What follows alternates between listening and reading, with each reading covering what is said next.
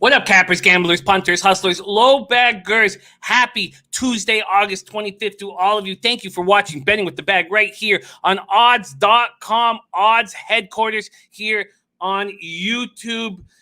Yesterday. Last week was extremely frustrating.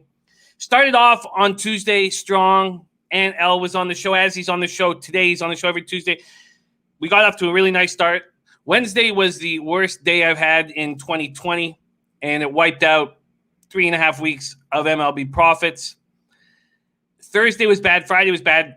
Saturday, I came into the show broken and had a good day. 5-1 in NBA, 3-1 in MLB, 0-1 in NHL, 8-3 plus 4.5 units. And coincidentally, Ant was on that show as well. So the Tuesday and Saturdays that Ant was capping with us were very strong for me. The week took a lot out of me. Losing takes so much out of me. Winning doesn't, winning is glorious, but losing it hurts, and it hurts in multiple ways. You lose your confidence, you lose your cash. It affects me, and so I tried to get away from it all on Sunday, Monday, get down to the beach, take the family down to the beach, try to get away from it all, and then I have futures on the Colorado Avalanche now. And watching that game last night, every fucking bounce, every call, everything going against the Avalanche. And then, I'm out east, so that game doesn't start till late. And, next thing I know, it's, 12:45, 1 in the morning.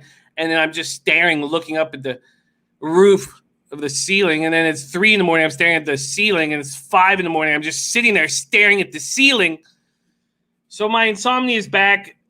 I'm flustered. If I seem a little flustered today, it's because I've not slept.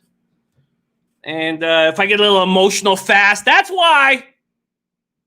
So, this show's always been about transparency and honesty, and we want to succeed, but most importantly, we're going to cap together and be honest about what happens. And honestly, the Avalanche loss just threw me right back in this fucking mess. So I'm very thankful to be here with you guys. Very thankful that Aunt L is going to be on the show today. My first fives don't come out of my book until right now, so I didn't get to jump in on first fives.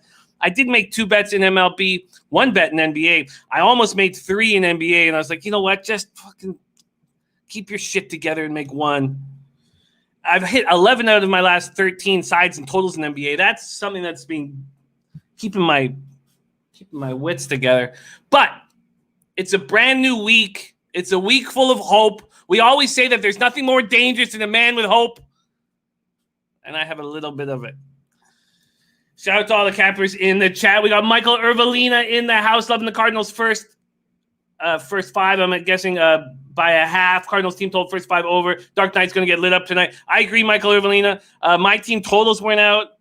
Bet365 doesn't even give out first 5 team totals. So the only thing I did was I got on the Cardinals last night at -1.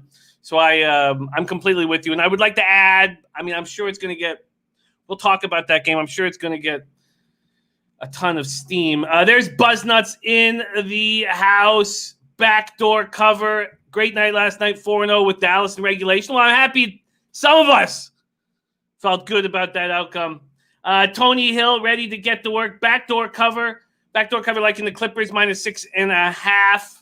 We got Astino Liggett ready to get to work. Chris and Mr. Gokster in the house.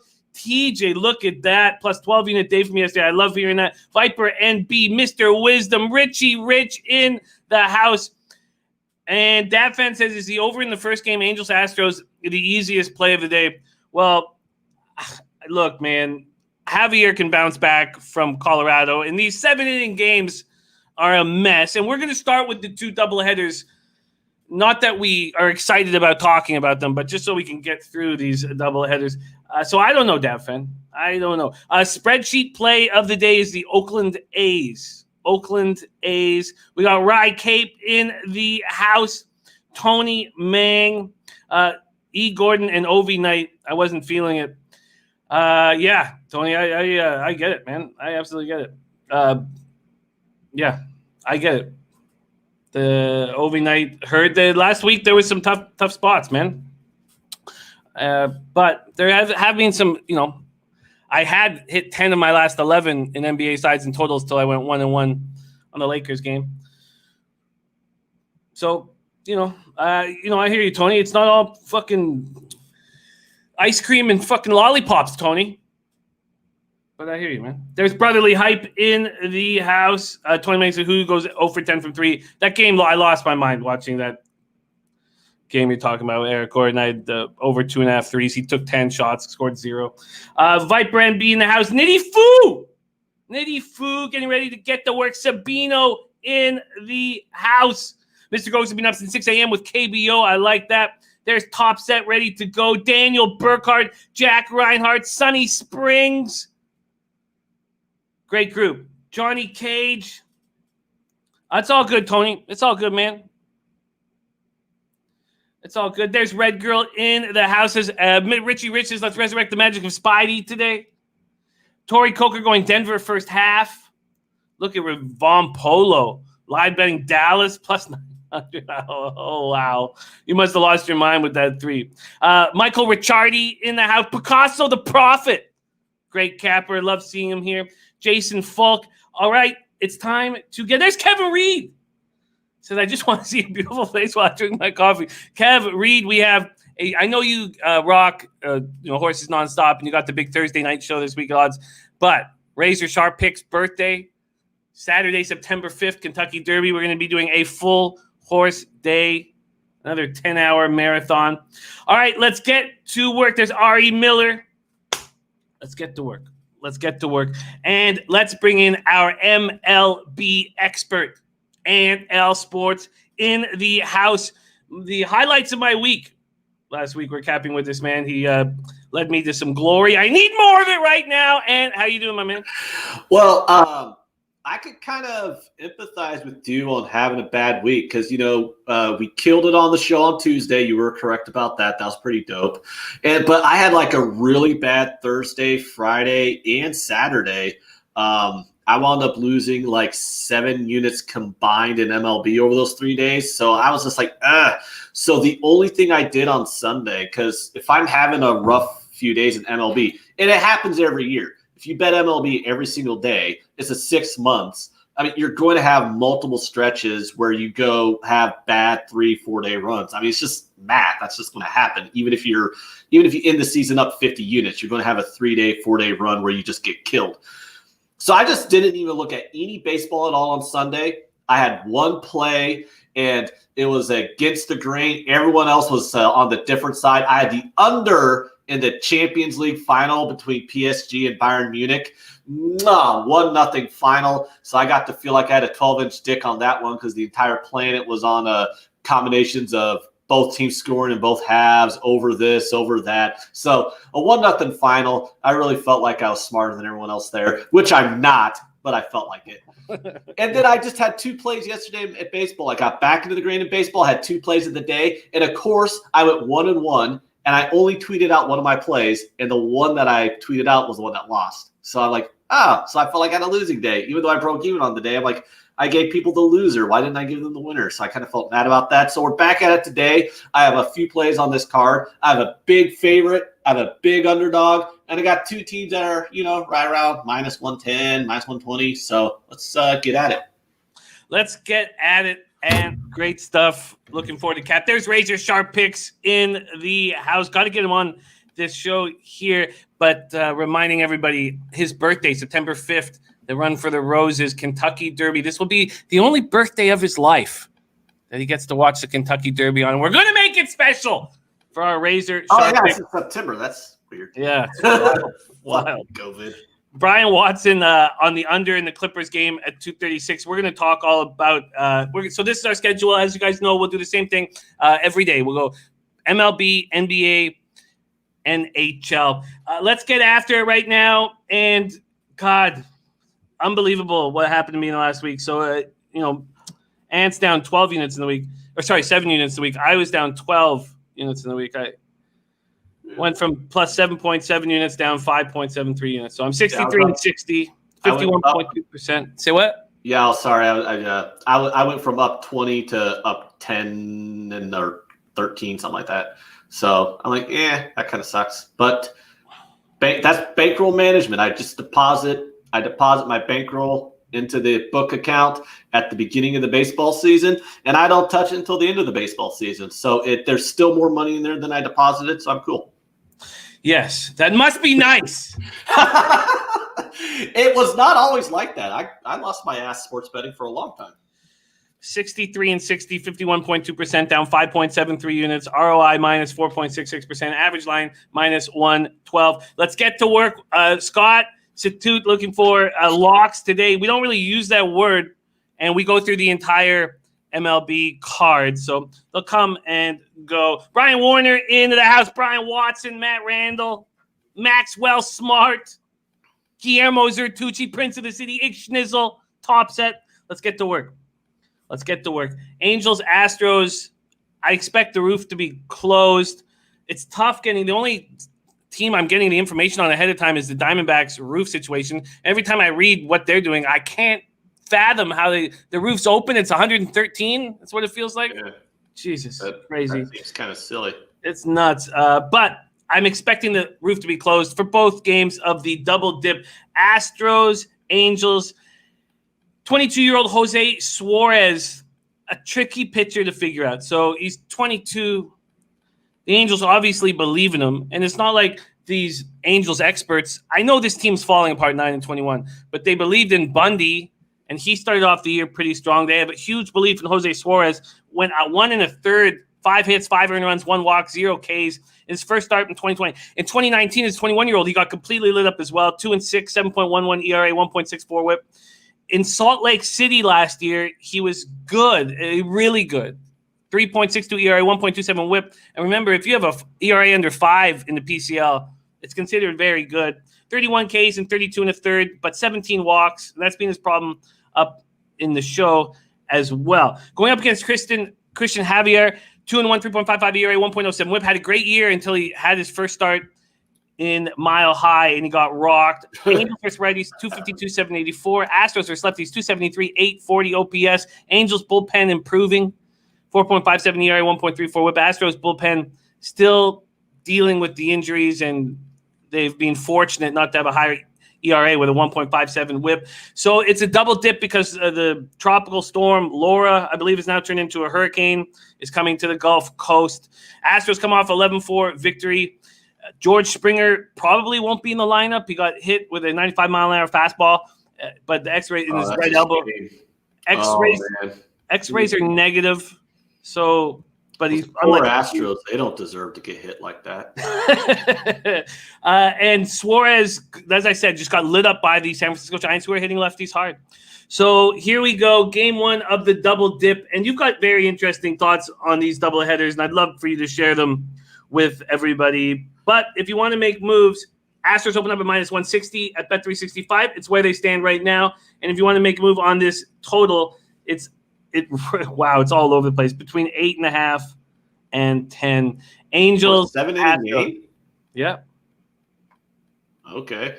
My main thought is just like full disclosure. I've gotten to the point where I'm not even looking at double headers going into the game. Like I got all the other games to cap to and break down. But the main reason why is like because the models that we go off of to cap these games, they're 9-inning models, and these are 7-inning games. So it's like I don't really have much of an interest in trying to make a move on a game that because it's easier to do a first fives because then you could just go, okay, starting pitcher versus starting pitcher. But how do you bet a 9-inning a game based off a 9-inning model? It's only 7 innings when you have for a 9-inning game, you have an expected amount of innings that the bullpen is going to be in there. With a 7-inning game, that variance gets narrowed down. Like you can't really model that out yet. So these are games where I'm just completely skipping over. I don't have any interest in the 7-inning games unless it's like a first 5. But most of those first 5s don't come down until about 8, 9 o'clock in the morning anyways. And I did notice there's like a Cole is supposed to be in one of them, and DeGrom is in one of them. So I would be interested in looking at maybe like first 5s involving those two guys. But other than that, I'm not really interested in delving into any double headers this season. I mean, I don't like betting doubleheaders, period, but this season is just a complete pass for me on all these doubleheaders with them being 7 innings. Yeah, I completely agree. Rye Cape saying the same thing. Matt Randall saying the same thing. By the way, the taint play of the day is in. We have the taint play of the day. White Sox, Pirates under 9. Matt's also on Seattle, San Diego under 8, and the Blue Jays.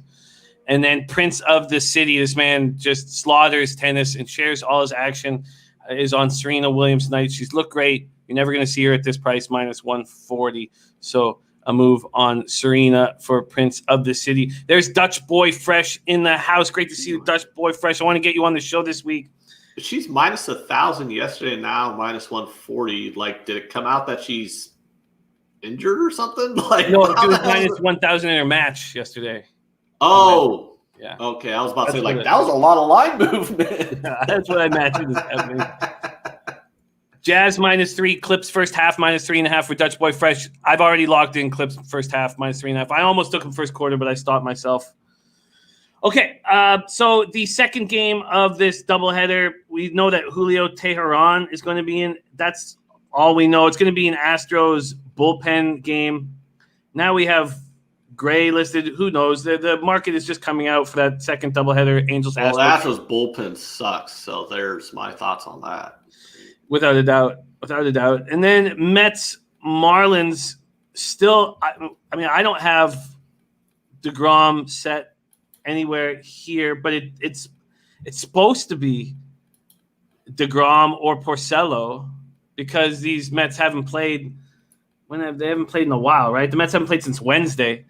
So yeah, they went to Miami and got the COVID. Yeah, so 90 Fahrenheit, 14 mile per hour sideways winds right across the diamond. So that's going to help the pitchers, but we don't even know who those pitchers are at this point. I don't even have lines up for that yet on 5 Dimes. So yeah, looks like the Marlins are going to go with Trevor Rogers. Was in Class A, Double A last year. And if I've never heard of the kid, then he's a nobody. Yeah, no, I hear you. Let's move on. Let's move on because we have a whole bunch of spots where we know. Yes, we have real games to cap. And how long they're going to be playing. So let's move on. Okay, those are the 2 doubleheaders. No moves from us. Let's go on to Phillies Nationals and start making moves. 88 Fahrenheit, humid, 10 miles per hour, sideways, but out to right field. Let's see what market we have. Arrieta and the Phillies open up at minus 115. There's been a 15-cent move towards them. They're now minus 130. This total opened up at 10 and is now at 10.5. Arrieta versus Fetty. Arrieta started the year very strong and has fallen off. 4.95 ERA, 1.40 whip, 3 home runs allowed, 6 walks, 17 Ks in 20 innings. And then Fetty, it depends what you're looking at for his stats. If you look at his ERA, you're like, oh, man. But he's had a bad season, 1.53 whip. He has 5 strikeouts in 17 2/3, just 5 strikeouts, 5 Ks, 9 walks. And then he's got this very strange stat line for his career where in 6 starts with normal 4 days rest, he has a 3.16 ERA. But when he has 6 or more days rest in 13 starts, he has a 5.32 ERA, and he hasn't pitched since August 14th. So he's just a questionable guy, a very questionable guy. Both of these are questionable guys to trust. Phillies versus righties, 262, 776 OPS. Nationals versus righties, 247, 722 OPS. Phillies bullpen, worst in the league. They did pick up Hembree and Workman. Hembree looked good in his first appearance, but Workman blew a save in the 9th inning already, took a loss for Philadelphia. Arrieta 1-3, 4.61 ERA, 16 career starts against the Nationals. Good numbers in Nationals Park. And Fetty has pretty good numbers against the Phillies. I've not made a move here. And have you, Phillies Nationals? So just kind of break this down a bit. Arrieta has been pretty poor this year. He's been pretty poor for the last few years. 4.95 ERA, but his external numbers too are not very good. 4.20 FIP, 4.35 Sierra. He's given up over 43% hard contact. Those are not really the metrics of a guy that I want to be backing at a favorite price. I'll back anybody if the price is right, but you said minus 130. That's not really a number I want to be betting Arrieta on. And then Fetty is really bad. 2.55 ERA, but his external numbers 5.57 FIP, 5.84 SIERA. And those kind of coincide with his career numbers. He has a 5.08 career ERA with the 5.35 FIP, 5.12 SIERA. And he's that strikeout rate is abysmal. Like, a lot of guys can have lower strikeout rates and still be successful, but they have to, not walk guys and have give up a lot of good soft contact. Well, Fedde's walking over 11% of his batters this year. That's terrible also. So Fedde's a pure guy I want to be fading. And he's also another guy where you don't want to bet on Fedde unless you're getting a big plus number, and you're not getting enough of a plus number on him. The bullpens, both bullpens the Nationals bullpen's average. I wouldn't call it weak, but it's average, about a 4.63 ERA in the last couple of weeks, but the 4.20 FIP, 4.08 xFIP. The Phillies bullpen's gotten a little bit better, but then again, it's because they can't get worse. Their ERA in the last 2 weeks is 7.94, but their xFIP's about 4.08. So, and they have a 4.47 batting average of balls in play out of their bullpen in the last 2 weeks. That's got to come down some. I mean, you're not going to have a 4.47 bat year long. So there's some positive regression in that Phillies bullpen, but it's not like enough to make them, they're really good. Like, they're secretly good, but they just have bad ERA. No, they're like secretly average, and they have a bad ERA. And then you look at both teams, two of the top offenses of baseball in the last 2 weeks. Since Soto came back, that really helped fill out that Washington Nationals lineup. They've actually been raking the last 2 weeks with a 1.25 weighted runs created plus. And the Phillies are virtually the same. I look at these two offenses, they're almost identical in the last 2 weeks. Both offenses are really hot here. To me, the only bets I can make would be overs.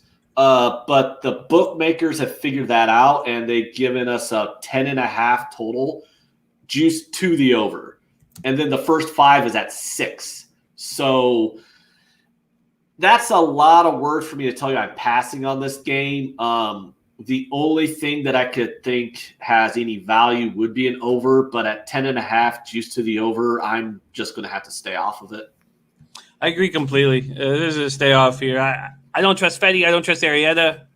You can't bet Fedde at even money, and you can't bet Arrieta at minus 130. Those are just not good enough numbers for two mediocre starting pitchers.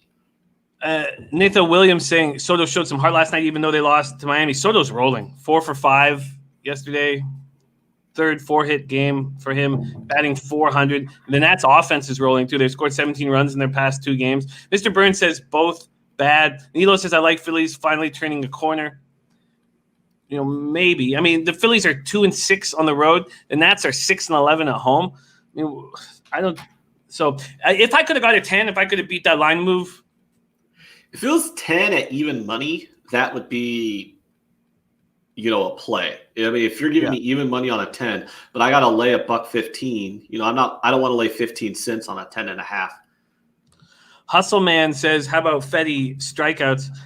I mean, what are they going to post to that? Let's see right now what they're going to they're not going to give you like 3.5. They'll post that like 2.5 probably.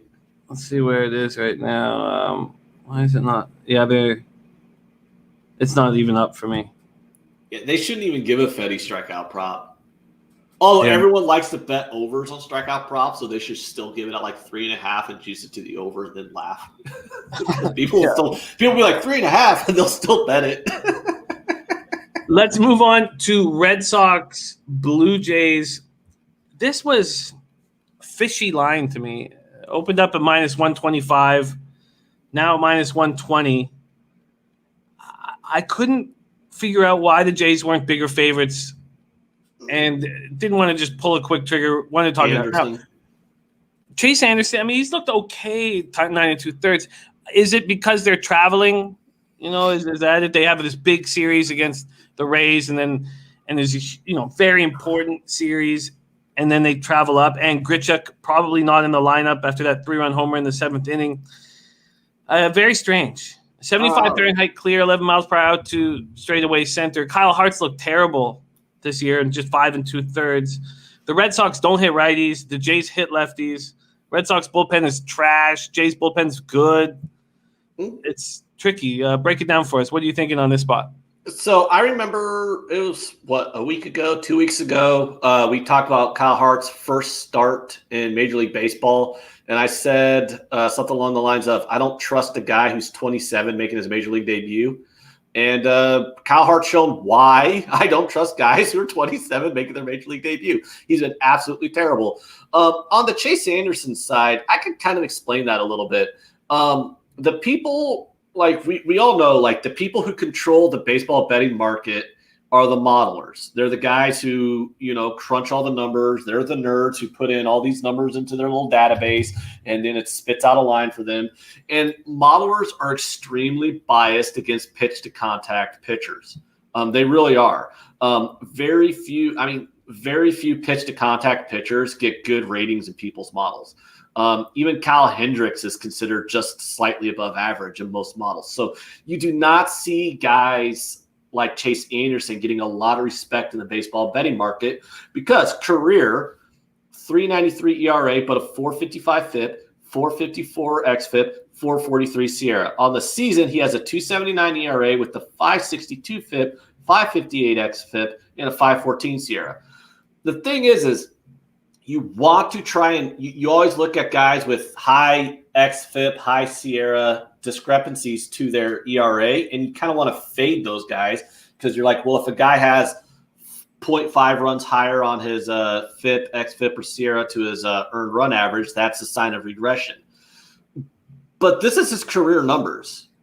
Chase Anderson on his career has an ERA a half run lower than all of his other external ERA numbers. And some guys are just going to do that. So you have to stop bashing your head up against the wall trying to fade a guy where he's just for 6-7 years in the league, he's carried this stat line. So at some point, you just have to accept the fact that that's going to be his stat line. He's just always going to outperform his Sierra. He's always going to outperform his xFIP. He's always going to outperform his FIP. I mean, those are just things that people need to come to grips with, that some pitchers are just always going to do that, and they're always those pitch to contact guys.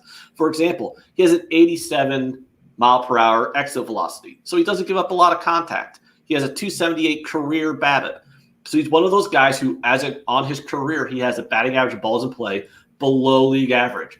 So these are the kind of guys that you can find value with, I think secret value on, because they're always going to be underpriced in the betting market. Guys like Chase Anderson, guys like, Kyle Hendricks is probably the most famous right now pitch-to-contact pitcher in baseball.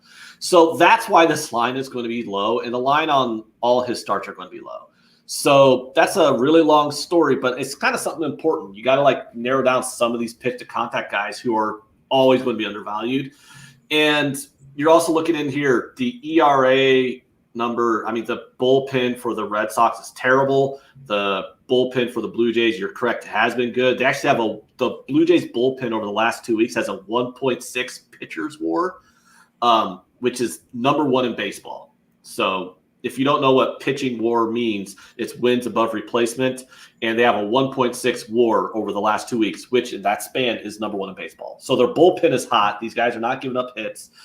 And their offense is off the charts in the last 2 weeks. They've gotten hot. They're smoking. They have a 133 weighted runs created plus. They have a 275 batting average, a 345 on base percentage.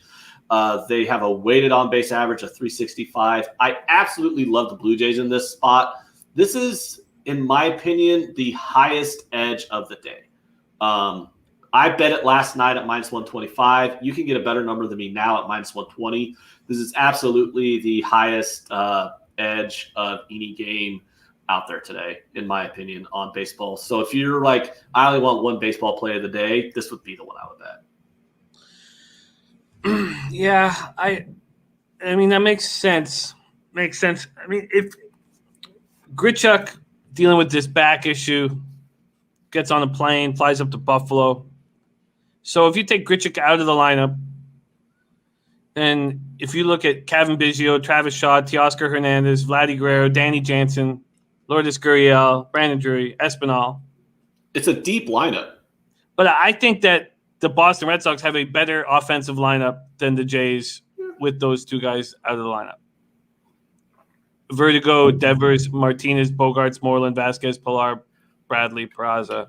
The Red Sox do have a pretty good lineup, but pitching wise, they're throwing out 10 cans. I mean, honestly, a AAA lineup can get 6 runs off of this Boston pitching staff right now. Red Sox had the day off yesterday. There's strict COVID rules in Buffalo, so they stayed in Baltimore because in Buffalo they would have to be staying in their hotel the whole time. So they have a day off yesterday. They come into Buffalo rested. The Jays, look, I completely understand with how the Jays have been playing that they'll win this game, but there's enough concern for me situationally that I'm going to stay off of it. I'm certainly not going to take the other side, but I'm going to stay off it and just cheer you guys on. And so this is your play of the day in today's baseball card. It's the one that I see the biggest edge on. I feel you.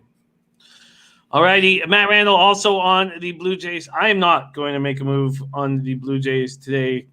A little uncomfortable. Let's move on to Orioles-Rays. Orioles-Rays, Malone, Glasnow. Orioles 8-1 on the road, going up against a Rays team that just split with the Jays in 4 games, but they're 10-5 at home. Let's see what we are dealing with here. And that total is skyrocketing in Boston, Toronto, 10.5 to 11 to 11.5. Here, Baltimore, Tampa Bay. This total opened at 8.5. It's now down to 8. Glasnow opens up at minus 220. Is now minus 210. You know, I was bullish on the Cards today, and look, I like the Rays to take care of business here, and I think Malone's been pitching well, much better than I expected him to pitch, as these soft-tossing lefties seem to always do. 246, 777 OPS for the Rays against lefties. Orioles versus righties, 256, 752 OPS. Orioles bullpen has been pretty good this year, 4.35 ERA, 1.28 WHIP. Rays bullpen, 3.92 ERA, 1.32 WHIP. And the Orioles looked like they were taking that dip, and then they win 2 straight games, 5-4 Saturday and Sunday over the Red Sox. They end the homestand 3-7. The Red Sox, though. Come on. No doubt. They end the homestand 3-7. So then we have Malone. Already looked pretty good against Baltimore on August 2nd, but bad career numbers against Boston. 6.18. Sorry, already looked good in Baltimore's 5-1 win over Boston on August 2nd. 6.18 ERA, 9 career appearances, and then Glasnow coming off that great start against the Yankees. Great start. And he's got great numbers against the Orioles. So, yeah, look, the Rays should win this game, but at what price? At what price, and how do you bring the juice down? Is there a way to bring the juice down?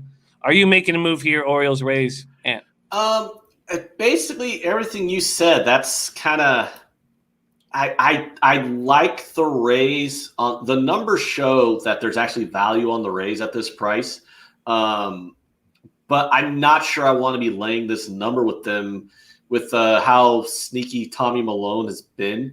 I mean, across his career, he's been about a slightly average-ish pitcher. I mean, there's a reason why Tommy Malone's still in the league. Like, everyone goes, oh, that guy sucks, let's fade him. But, I mean, he's just carried, like, average numbers this whole year. Like, he's always going to be able to find a slot on a team. He's like you said, those soft-tossing lefties, they always seem to just kind of carry an ERA around 4, which is, decent enough to keep you in the league.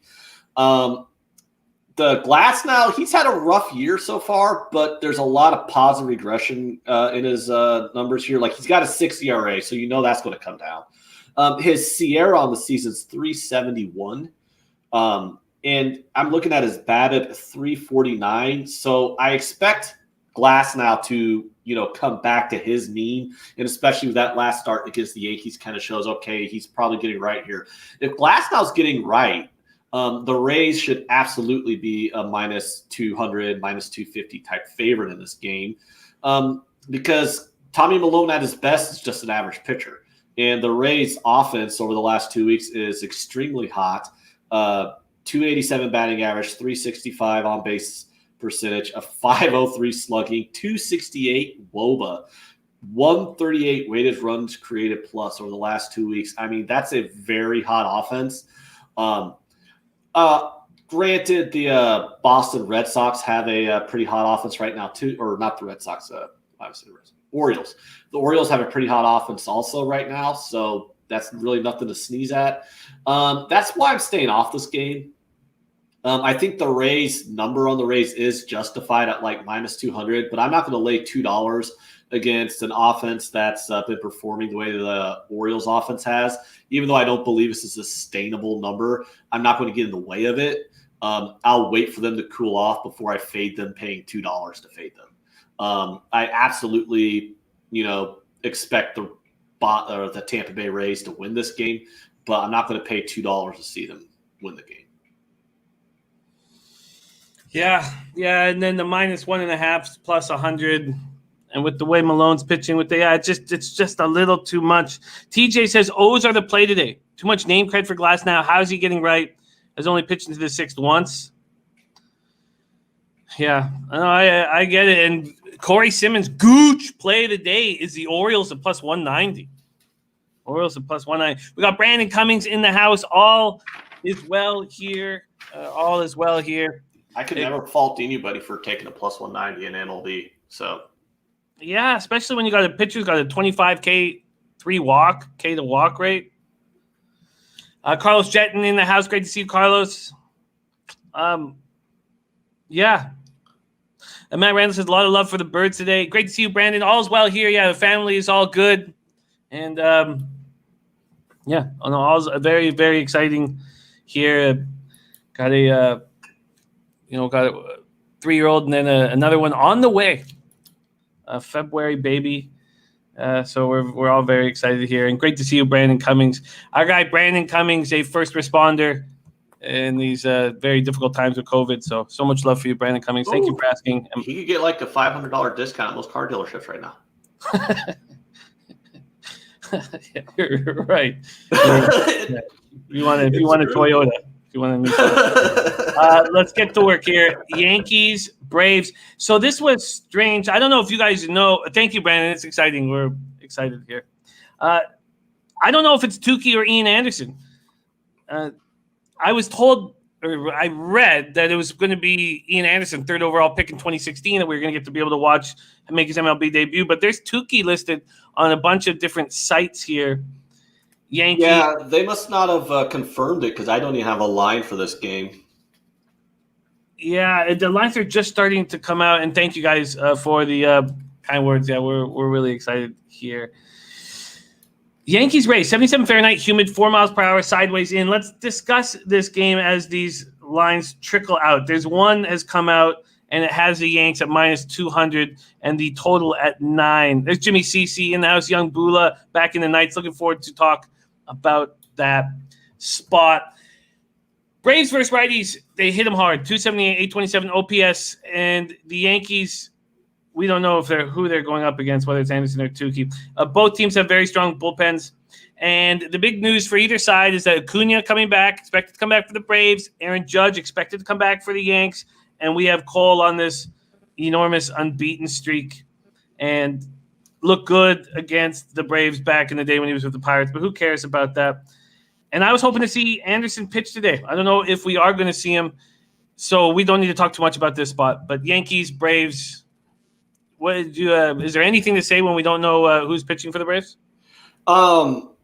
If you're getting it at minus 200, I don't think it matters if it's Tukey or Anderson. There's value on the Yankees with Cole on the mound.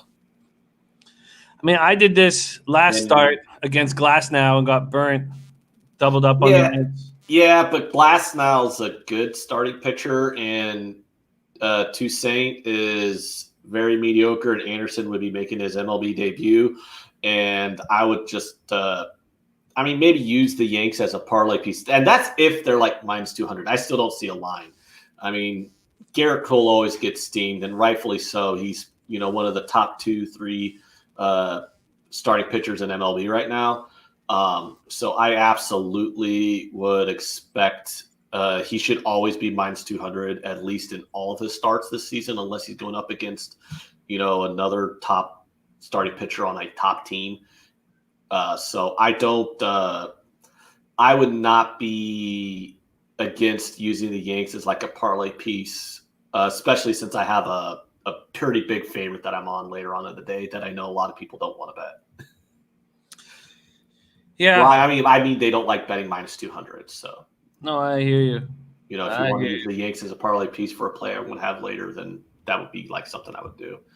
I get it. Tony Manning says Will Smith being amazing like last year closing games. Started the year on the IR, so he's only been back in action for about a week and a half.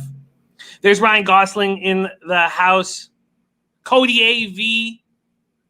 Hopefully we get a bounce back from our Knucks. I hope so too. I'm not going to bet on it. So let's move on here to Twins Indians. This was the second game that I pulled the trigger on. I got the under 8 at minus 120. I waited till the line came out and then took it immediately. I wish I could get on the 5 now. It's now down to 7.5 across the board, as expected. Bieber versus Rich Hill. So I'm banking on Rich Hill having a much better start than he had last time. Also banking on the fact that the Indians hit lefties at 194 average, 578 OPS. I would like to make a move on the first 5 under. I assume that's at 3.5. 4. Is it 4? Yeah, it's at 4. Right now I'm looking at it. 4 plus 100. TJ got in at his book, hours before it was up in my book at 4.5 at minus 125, which is a nice look.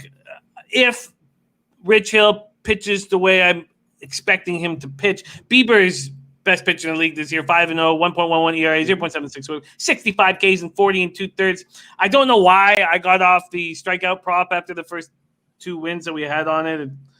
I don't understand why I did that exactly. The Twins don't hit righties too hard, 243, 764 OPS. Both bullpens really strong, especially the Indians. Bieber always been good against the Twinkies and looked spectacular on July 30th against them.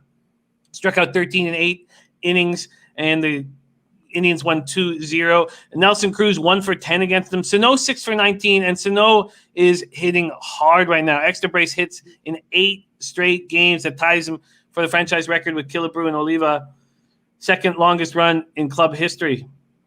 So Dozier has, I didn't know Brian Dozier had the highest one. So Rich Hill did not look good. Allowed 4 runs, 4 hits, walked 3 batters in 2 2/3 against Milwaukee. But and he's got bad numbers in 8 career appearances versus Cleveland. He pitched for them at one point. But I think that this is a spot where he should step up. He is a pitcher who likes these big spots. This is a big spot. Twins 20-10, Indians 17-12. I'm on the full game under 8. Should I double up on the first 5 under? What are you doing in this spot, Ant? Yeah, so I'm looking at this game, and, Rich Hill's a pretty good starting pitcher. We all know that. A career ERA of 3.83, a 3.95 FIP, a 4.02 xFIP. Bieber and I talk about Hill's career numbers because there's really nothing to talk about this season. I think he's only had like 2 starts, a very small sample size for him on this season due to injury issues. Bieber this season has been the best starting pitcher in baseball.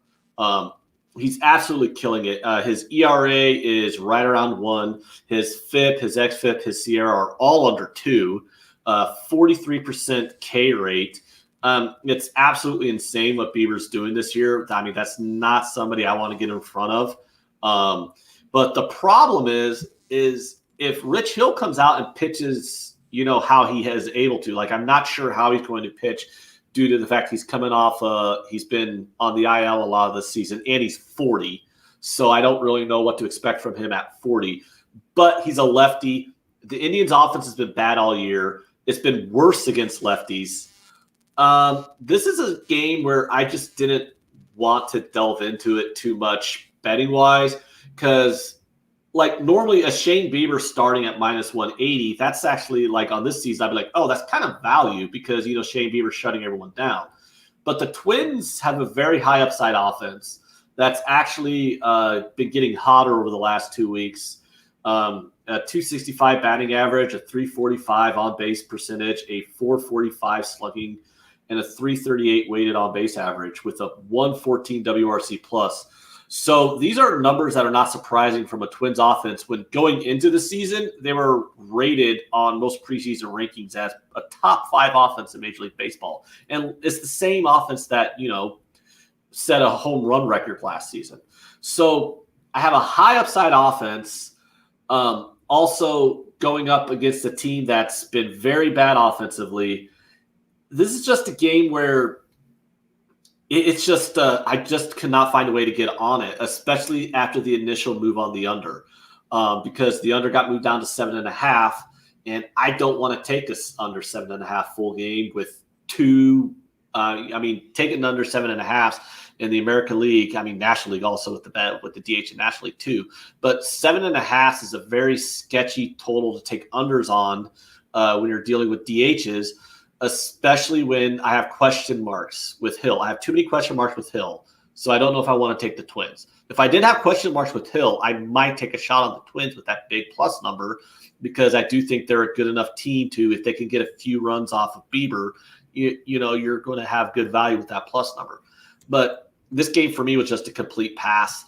I'm not going to get in the way of Bieber right now, but at the same time, I'm not going to back Bieber when I cannot trust this offense of the Indians. And I think the Indians offense is good enough to get 2 or 3 runs in this game. And 3 runs might be, you know, Bieber could have a great game. The bullpen for the Indians could have a great game, and they give up 3 runs, and that could be enough. I mean, that could be enough. I do not want to lay $180 on a team that I'm worried that 3 runs could beat them. So this game's just a pass. If the under was 8, I don't mind that under look, because, like I said, you have the best starting pitcher in the league. You have 2 great bullpens. Yeah. And you have a silent offense right now, the Twins. So if I was able to get an 8, yeah, I would be looking at that under 8. But I can't be looking at it under 7.5 right now. Yeah, agreed. Jason Folk agreeing. Jin Rami and Elio both liking the Twins, saying the Twins have value. Eric Rosas, what up, Eric Rosas, my man, also liking that spot for the Twins. And then our guy, Billy Bloodbath, tuning in from the road. Drive safe, Billy, my man. And thank you for listening. Let's get you paid while you're on the road. I'm going to cut the first 5. That was a spot I was wondering if I was going to make a move on. There's a little bit too much risk with Hill. And as you said, this mighty Twin Keys offense. So for all game, under 8 is the only spot. Brotherly Hype says, can you explain the difference between 7.5 and 8? Definitely. So it's simply put, when you have an 8, the final score can be 5-3, 6-2, 7-1, 8-0, and you push. Whereas if you have that at 7.5, those are all losses. So 9 runs need to be scored for you to lose with the 8, whereas if you have 7.5, 8 runs need to be scored.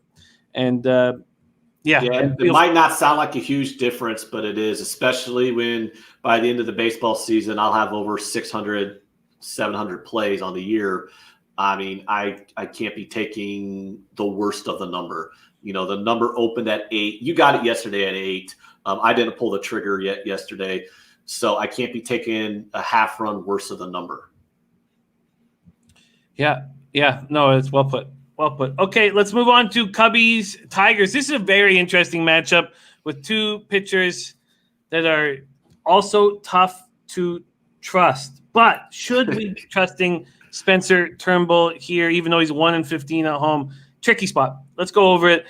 Chatwood coming off the IL for the Cubbies opens up at -135. That's where it is right now. This total opened up at 9.5. There is 1-9 on the board. 1-9 on the board.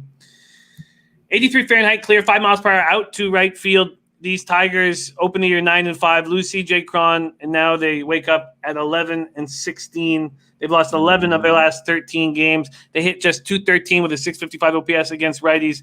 Their bullpen is pretty good. Pretty good-looking bullpen. And the Cubs bullpen had a rough start and is kind of middling right now. Cubs versus righties, .237, .775 OPS. We haven't seen Chatwood. He hasn't pitched since August 6th. He was out with a mild back strain. He was rocked for 8 runs on 11 hits and 2 1/3 against Kansas City in his last appearance. That's after he had a pretty nice start. He's faced the Tigers 3 times in his career. Who cares? 0-1, 4.61 ERA. But the plan I'm is... rubbing off on you, I can tell. It is. Yeah. And that always did. Right away, even down south, when I was working down south, I agreed. I needed somebody to say it to me before I agreed. Jose Quintana... my dad is the same way. He does not agree with those stats. He doesn't care at all. He's very harsh about disrespecting them. Jose Quintana is supposed to come in after Chatwood. So Jose Quintana has been on the IL with a left thumb injury. So this will be his start of the year. So it's Chatwood Quintana. So that's, question mark. I mean, we know Quintana is a good pitcher, but The Tigers do get to lefties. Then we have Turnbull, walked 4, hit another against the White Sox, allowed 3 runs on Thursday, and Gardenhire pulled him after 2 innings and 60 pitches. But we know what the White Sox are hitting. They're beasts right now. Number 1 offense in baseball. Yeah, they're White just Sox. spectacular. 19 games at Comerica Park, 1-13 with a 5.21 ERA. That one win came earlier this year. Strange spot. A lot of moving parts. Cubs, Tigers, and take it away. This is a game where I think you're a true gambler if you want to bet this game. I'm just going to be honest. I like Spencer Turnbull's upside. I think he has the potential to be a pretty good starting pitcher. He was one of the starters I targeted at the beginning of the year when I went on a hot run betting on the Tigers. But he's up against one of the best teams in baseball. I mean, I'm not just saying that because I'm a Cubs fan. Look at the record. The Cubs are a pretty damn good team. But the issue here is we talked about it earlier when What's-His-Face was coming off of a back injury and everyone was like, oh, Ant, you're an idiot. Don't take the Diamondbacks here. Everyone has to bet the A's. And I'm like, no, we're going to take the A's at plus 140. And then the guy gave – who was it? It was the A's pitcher. I can't remember his name. But he gave up like 7 runs in 2 innings or whatever. So this is like another one of those spots. Like, do we want to trust a pitcher coming off the IL who's talking about back issues? No. I want to see him first. I'm never just going to bet a pitcher. Like, I'll bet pitchers coming off the IL for other things. But when you're talking about back problems, when a guy's like, oh, I had back spasms or I had back tightness, something like that. If you're 21 watching this show, you have no idea what that means. But, Jimmy and I are, I'm like on the wrong side of 35. I think Jim's a few years older than me. We know, like, you could blow your back out sneezing at this age. Those back spasms are nothing to just scoff at. So a guy coming back off of the IL with back issues, I want to see him pitch one start before I'm going to be like, yeah, I'm going to back him. You know what I mean? And Quintana, okay, they got Quintana piggybacking him. Well, Quintana hasn't played all season, so I don't know what we're going to get out of Quintana. And so this is just a complete stay away spot for me. If I'm going to bet the Tigers against the Cubs, I want more than like plus 125, or I think that's what I saw the line at about a half hour ago when I was scanning him. Like, I need more than plus 125 here because the Cubs are a better team. The Cubs had a terrible start to the year with their bullpen, but their bullpen's been right for 3 weeks now. I think the narrative that Cubs have a bad bullpen is just a bad betting narrative for people to be following. You really have to look at their numbers for the last 2-3 weeks. The Cubs actually have a slightly above average bullpen over the last several weeks. And the Cubs have a high upside offense, which we saw yesterday. They put up 9 runs. So, I mean, if I'm going to be fading the Cubs with the Tigers, because the Tigers are a bad team, I mean, I need more than plus 120. But I'm not laying this price with a pitcher coming off of the IL with back issues. So this game is an absolute pass. You cannot bet this game justifiably. Yeah, I agree. If look at Turnbull's K to walk ratio, 21-15, hasn't allowed a home run all season. If I was given like a free $200 play, I'd probably take the Tigers first 5, see if Chatwood got touched. But that plus money, why not? But Ulysses Hayes in the house. Great to see you, Ulysses. Thank you for joining us, my man. He is on. It was Montaz. Thank you, Leo. In the chat. It was Montaz. I told everyone, do not trust Montaz on this spot. And everybody was calling me an idiot. And he lasted 1 2/3 innings and gave up 9 runs. Thank you very much. Hold on. Mic drop. No, it was great. All right, let's keep rolling. I don't know why Jin Rummy's writing Chatwood awful on the road over and over again. We will give Jin Rummy a pass for that spam. Okay, A's, Rangers. Sean Manaea, Kyle Gibson. Manaea 1-2, 6.39 ERA, 1.46 WHIP, 25 1/3, 22 Ks, 5 walks, 4 homers. Tricky pitcher to figure out, but his last 2 starts have been. No, it's all good, Jen. It's all good. Don't worry. You're OG, man. You're OG low bagger. You can get away with writing Chatwood awful on the road 8 times. Manaea 6-2, 3.52 ERA and 12 career starts against Texas. There's Mr. 508er in the house. Great to see you. So he struggled early. Past 2 outings have been good. So 2 straight quality starts for him. Let's see Gibson's average. Gibson, I can't. At best, that's the best way to describe Gibson is at best he's average. He's not a really good pitcher. He's a bane of my existence. He's one of those guys that just I can't figure out. Oakland opens up at -170. It's where they stand now. This total opened up at 9. It's still there at a few books. Some have moved to 8.5. DX Filer in the house. Great to see you, DX Filer. Rangers stopped their big losing streak with a win yesterday. Lance Lynn, the Bulldog, looked great. There was an 8-game losing streak. They needed it. Gibson on August 5th against the Athletics allowed 3 runs, 6 hits, struck out 9. He's just 1-1 with a 6.32 ERA in his past 3 starts because he got lit up by the Twinkies 3 starts back. 3-2. Justifiable. Yeah. 3-2 for his career against the A's with a 3.92 ERA in 7 starts. A's just 7-6 on the road. They're eating at home, and Rangers 8-6 at home. What do we do here, A's Rangers? Ain't you making a move?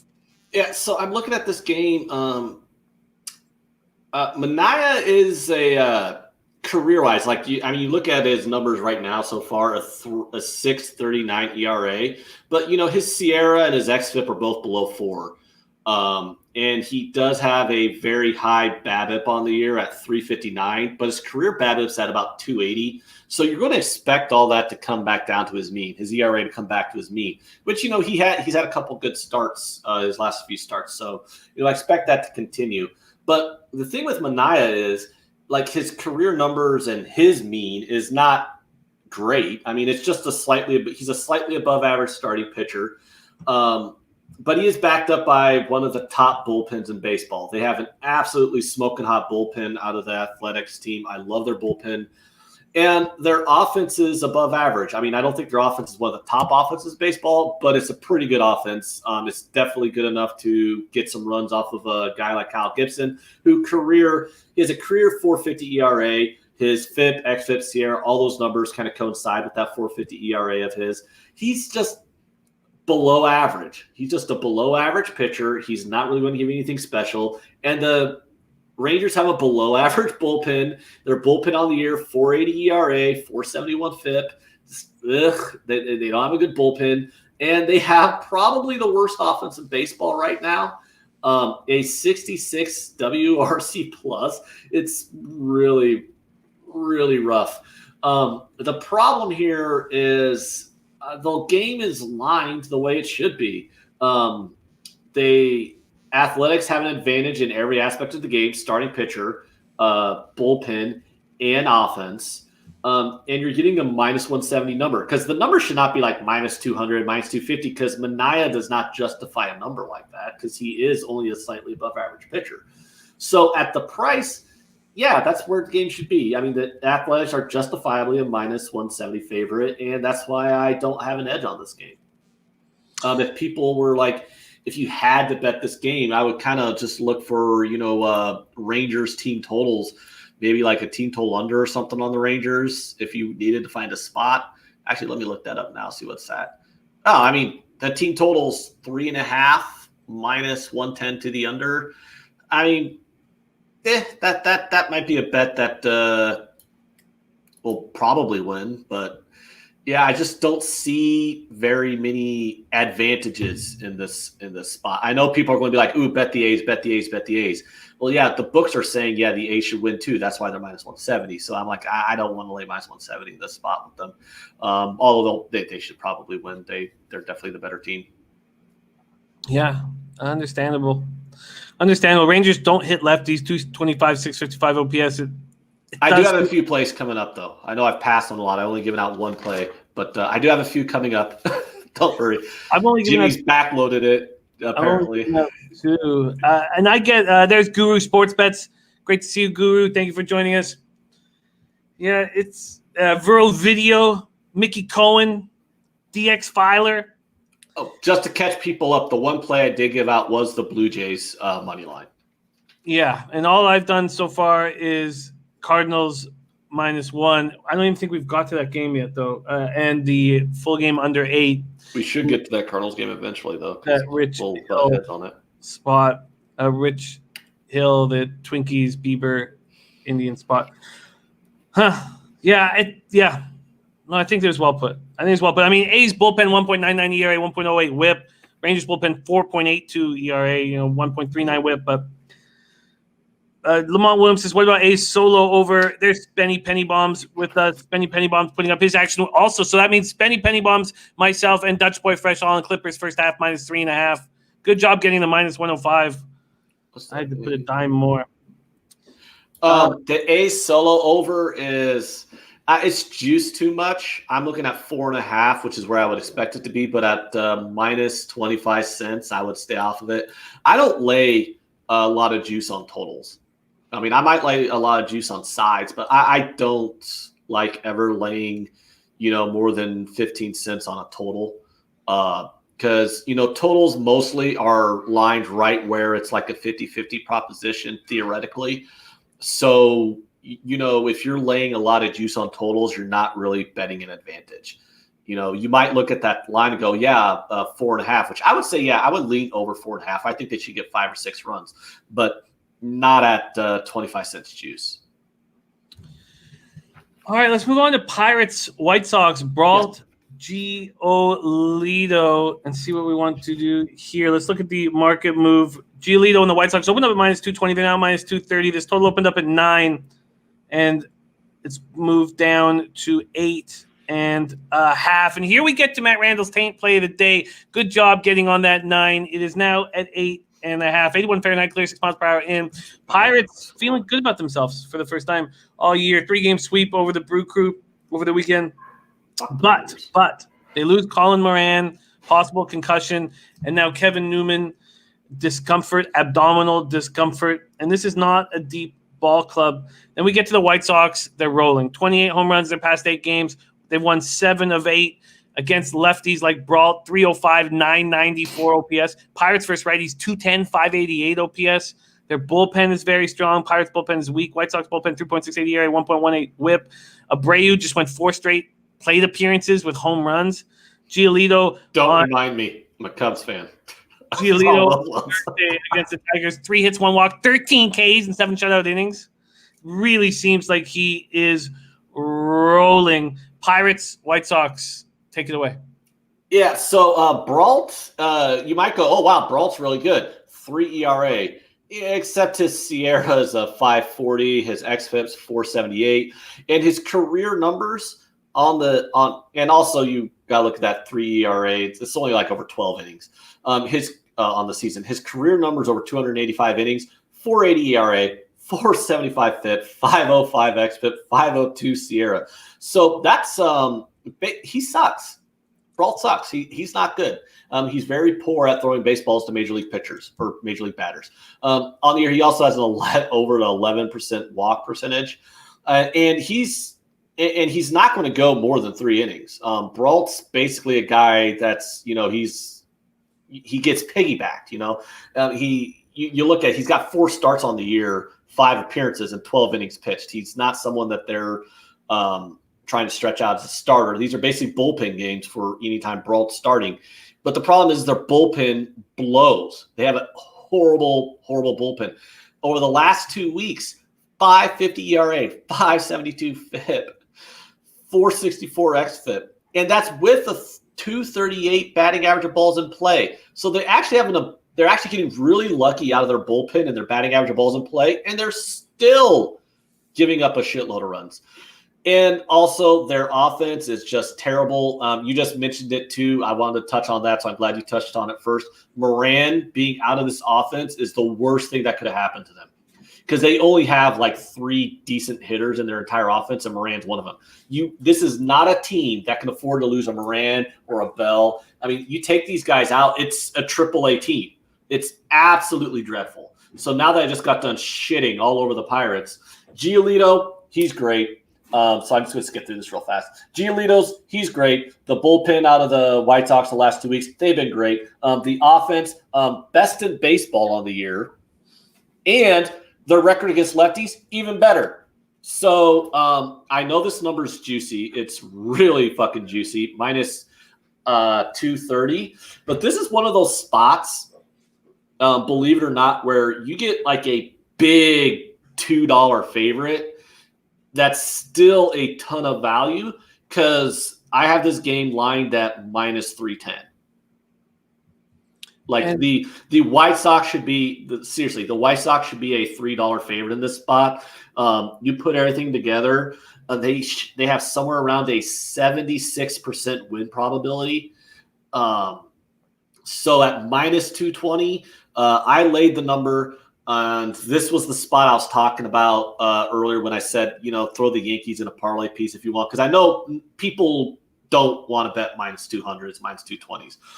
I'll do it, but I don't, I have my betting systems. I don't recommend average bettors just be dropping $2. I don't think that's a good betting practice for average bettors to get habits of. So if you wanted to throw the White Sox into a parlay with like the Yankees or whatever, it turn it into a little bit of plus money, or just throw the White Sox into a parlay. I mean, I don't really think there's an edge on the Athletics line, but I think the Athletics should win. Throw them in a little parlay with the Athletics to get plus money. That might be okay too.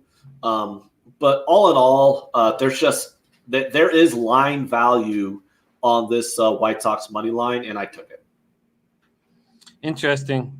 And why did you not want to make it a -1? I just looked at my book, and I know there's some comfort with the home team on the -1s, but it's -245 here and -125 on the run line. So the -1 is still -192. Yeah, I'm looking at -1 because I know the sportsbook I use actually lets you to bet -1s outright. It's looking at -175. I'd take that. I would take that. I would take any part of the White Sox that you want. If you want to bet the run line, go ahead. If you want to bet the -1, go ahead. But I really like the White Sox here. I don't buy anything about the Pirates this season. I legitimately think they're the worst team in baseball. Yeah, and those are big injuries. It's just you can't take one of the only decent hitters out of the worst lineup in the league. It was already the worst lineup in the league with Moran in it. You take Moran out of it, that's just bad. And then you got one of the hottest offenses in the league up against a horrible pitching staff. This is just not a good spot. I mean, the Pirates are still mathematically should win this game, 24 times out of 100, but this is not a good spot for the Pirates. Buzznuts is interested in that team total over 5, and as soon as he did, Jason Falk interested in that. What do you think about that team total over 5 for the White Sox? This is a spot where I don't mind betting a team total here. I'm looking at 5.5 at plus money. If you could get plus money on a 5 or a 5.5, that's a pretty decent look. I wouldn't lay a favorite price on that because you got to remember too, the White Sox are probably 8 times out of 10 in this game only going to get 8 turns at bat because they're the home team. So if they have a big lead, they could have a 5-1 lead going into the 9th, win the game by 3 runs, 4 runs, but you might lose out an opportunity to get that final at bat to try and get that team total. It's one of the reasons why most of the team total overs I bet are on road teams, because believe it or not, there's been plenty of times when the teams had 0 or 1 runs, and then they're actually getting blown out by like 10 runs, and then I somehow get that team total in the 9th inning because they scored like a 4-run homer, whatever. That's happened to me plenty of times. You don't get those opportunities in blowout games with the home teams because if they're winning 5-0 or whatever going into the 9th inning, they're not going to get that final turn at bat. But that's why I like it at plus money. I would not lay, -110, -120 on a team total over 5. But if you're getting plus money on an over 5 or 5.5, that's worth the stab, probably a half unit. I wouldn't bet the farm on it, but I would say that's worth a half unit stab. I could definitely see them getting 6, 7, 8 runs here against this terrible pitching staff. So if I'm getting plus money on that, then, it's worth the stab. Yeah, understandably. I'm 5.5 at plus 115 here, and hesitant to pull the trigger. I've been hesitant all day. Last week took a lot out of me.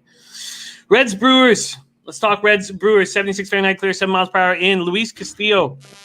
What do we do with Luis Castillo? I saw the interview of him after last start. He's just like, it's like, what can I say? It was a bad start. He didn't make excuses for himself, which is fine. But at what point do we start getting concerned? 1.52 whip, 4.44 ERA, 0-3 on the season. Going up against Woodruff, 1-2, 3.23 ERA, 1.21 whip, 33 Ks and 30 2/3. Neither team hits righties. Reds just 202, 700 OPS against righties. Brewers 200, 621 OPS versus righties. Reds bullpen, should improve, and I expect them to improve as the season goes on. 5.48 ERA, 1.29 whip. Brewers bullpen strong, 4.07 ERA, 1.23 whip. So it looked bad for Milwaukee, but they win 4-2 last night to stop a 4-game losing streak. Woodruff lost 7-1 at Minnesota on Thursday. I remember it because I was on the first 5 under. So high. Oh, God, should have just been on the full game. And then against Cincinnati on August 9th, he only lasted 4 innings. I mean, do we trust either of these pitchers right now? By the way, Braun and Yelich combined 3 for 23 against Castillo, but he's still got a 3.96 ERA in 9 starts. And he's 1-1 with an 8.31 ERA in 3 starts at Milwaukee. I don't know what to do with these two pitchers. Let's see what the market is offering up for us here. Cincinnati, Milwaukee. Milwaukee opens up at -120. They're now -115. And this total's all over the map. I mean, you can get it at 7.5. You can get it at 8. You can get it at 8.5. What do we do here, Reds, Brewers? This was an interesting game for me. Like going into the game before I looked at the lines, I'm like, okay, this is definitely an underlook for me because, I like Castillo. Castillo's one of the better upside pitchers in the league right now, and he's had some really good stuff. I mean, he had a pretty good season last year. On the year this year, he does have a 4.44 ERA, but, we talk about FIP, XFIP, Sierra numbers. All those are actually way lower than 4.44. He has a 30% K rate. I think he just needs to control his walk rate. His walk rate is 8.4%, which is borderline bad. So if he gets that walk rate down a bit, you can see him getting his ERA back in line with where his FIP, XFIP, and Sierra numbers are at, because those are all like hovering around 3, which is kind of where I expect a guy like Castillo's ERA to be around, because Castillo he has ace stuff. To put it mildly, I do like Castillo. I think he's one of the best upside pitchers the Reds have.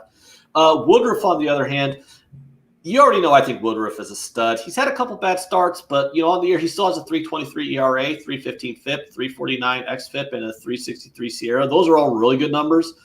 He has a 26% K rate. That's a pretty good K rate. And his walk rate's only 6.3%. So he's got better control right now in the year than Castillo. I'm looking at their bullpens, though. Over the last 2 weeks, you talked about the Reds bullpen getting right. Well, it has gotten right over the last few weeks. 2.70 ERA, 3.11 FIP over the last 2 weeks for the Reds bullpen. That's really good. The Brewers bullpen, a little bit worse, though. 5.15 ERA, 3.96 FIP over the last 2 weeks. So I think the Reds have a bullpen advantage here. The Brewers might have a bit of a starting pitcher advantage, but both offenses have been pretty weak. I don't like either offense in this spot. The Reds, they have a high upside offense. I've said that a lot. Like on paper, you're like, oh, these guys should be an above average offense, but they haven't been all year. They've been bad. And I don't think there's anything, you already know what I think. The Brewers offense is terrible. So my look on this game was an under, but the books thought that too. I was looking at 7.5 right now. I can't bet an under 7.5 here. The first 5 total, I believe, is 4. I looked at the first 5, and I remember I just immediately sneered at that too. Yeah, it's 4 -110. So if I'm betting a first 5 under 4, which I will do, I've done it plenty of times. I want even money, though. There's plenty of times when I'll see like a first 5, 4.5, and I'll sell it down to a 4 and get like even money or plus money. This is not one of those spots. It's right at 4 at -110. So to me, it looks like the bookmakers lined this game correctly. It's a coin flip game on the side, and they totaled it juiced towards an under where I think it should be an under. So I really cannot make a play on this game here. I know it's boring for people to hear. They want picks, but you can't just be betting every single spot on the board. And Yeah, so this is just not a game that's got my interest betting wise. I mean, I'll watch it a bit because I like both these pitchers. So I think it'd be pretty funny to watch them just carve up these shit offenses. But I don't want to take an under 4 on the first 5 unless I'm getting even money or plus money, which I'm not. And I can't take an under 4 or under 7.5 full game unless I have 2 elite starting pitchers. And these are guys who I like, but I don't consider them elite yet. And if you're dealing with a DH situation, you cannot, be betting under 7.5s with DHs without 2 elite starting pitchers. Because, I mean, it's not that hard to get over 7.5, Yeah. 2 grand slams, you're over 7.5. So I've got 8 at my book at -120. If that was staring you in the face, would you have pulled the trigger?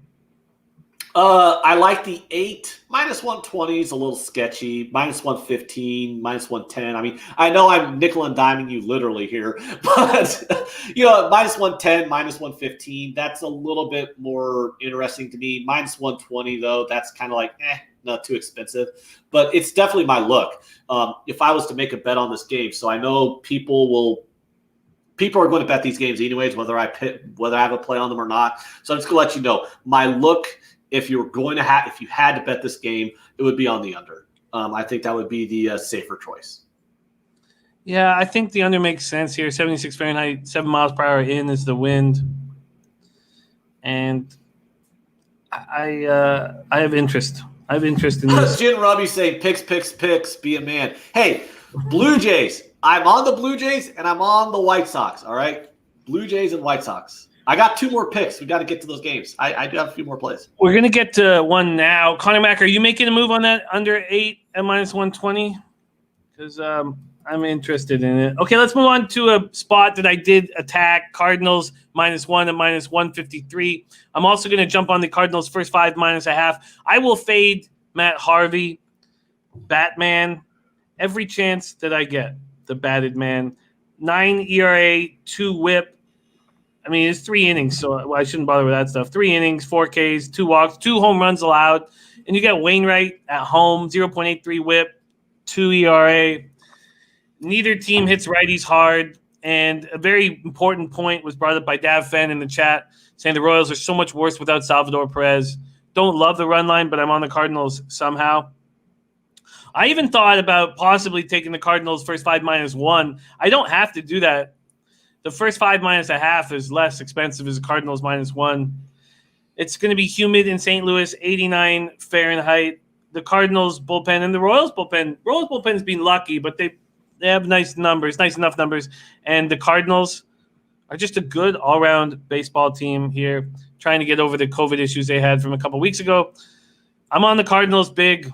I just think this is the you know how you love the Jays spot on the table, and I know the Jays is a better spot price-wise and risk-reward-wise, but I think that Harvey gets touched, Ant. What are you doing here, Royals cards?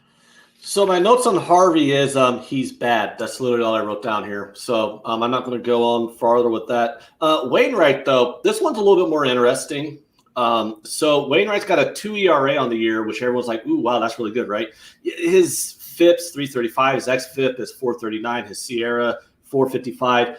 Wainwright's BABIP on the season, his batting average balls in play is 189. That's going to come back a little bit. Here's a little factoid about Adam Wainwright. He has not been a good starting pitcher for 5 years. He hasn't. Like he was a really good pitcher at the beginning of his career. He had like 5, 6 really good seasons where he could be considered an ace. He was one of the aces of the league. He's not been good for 5 years now. So people need to remember that his ERA has been over 4 for like 5 straight years, maybe 4 straight years. I might be wrong. If I'm wrong, it's only 4 straight years. But if I'm right, it's 5 straight years. Either way, he hasn't been good for a long time. That's my point. The bullpens, though, the Royals bullpen's been pretty good this year, believe it or not. 371 ERA. They got a 477 FIP, though, 465 xFIP. The Cardinals bullpen Yeah, 3.34 ERA, 4.63 FIP though, 4.64 xFIP. One concern for me for this Cardinals bullpen though is they got a 1.69 BABIP as well. So you got a starting pitcher and a bullpen going into this game that's had a ton of luck with their batting average of balls in play. And also a little concern I have about the Cardinals bullpen is they give up a lot of walks, almost 4.5 per 9 innings. Offenses, believe it or not, the offenses are pretty close. The Royals, Salvador Perez is not that great of a hitter, so I'm not too worried about the Royals offense being bad with him out. He's an average hitter, but the Royals have a lot of pretty high upside guys here in their offense, and the Cardinals don't. But the Cardinals offense is average. The Cardinals offense has performed right where I thought they would perform. They actually have a 100 WRC plus, and I've talked about WRC plus is probably the most important number to look at for offenses because that's in terms of run creation.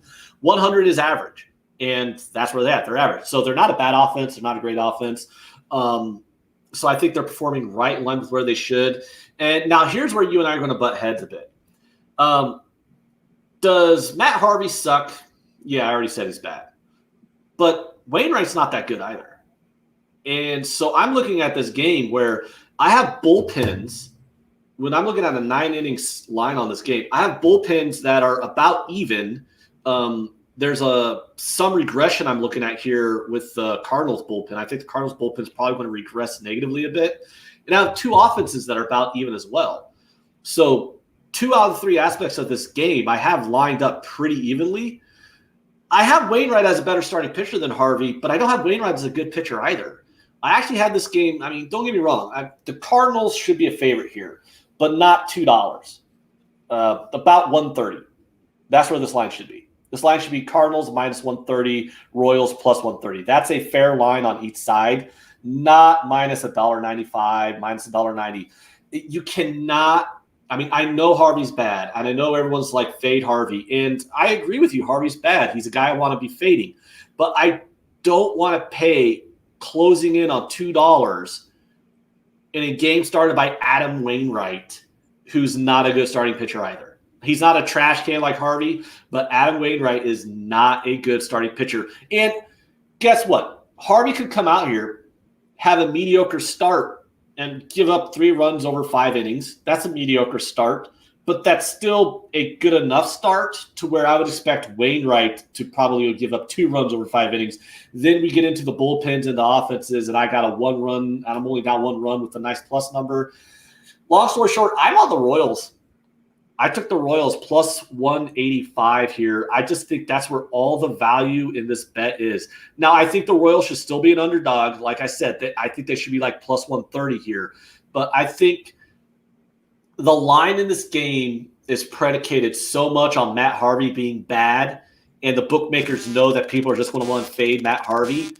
And they're going to ignore the fact that because they know most bettors just going to ignore the fact that Wainwright's not that good either. And once you get past the starting pitching matchup, this game's bum even. This game's completely even with these offenses and bullpens. It's a complete coin flip game when you take away these starting pitchers. I hear what you're saying, and I'm not saying you're wrong. But I'm not. But you sound like a Chicago Cubs fan.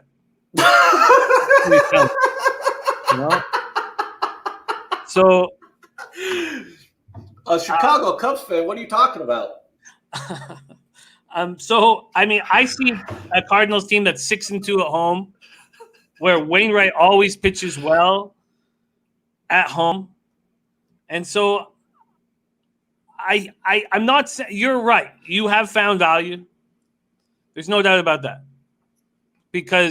But the Royals are 11-18. They're 5-11 on the road. Their offense, if you compare offenses, sure.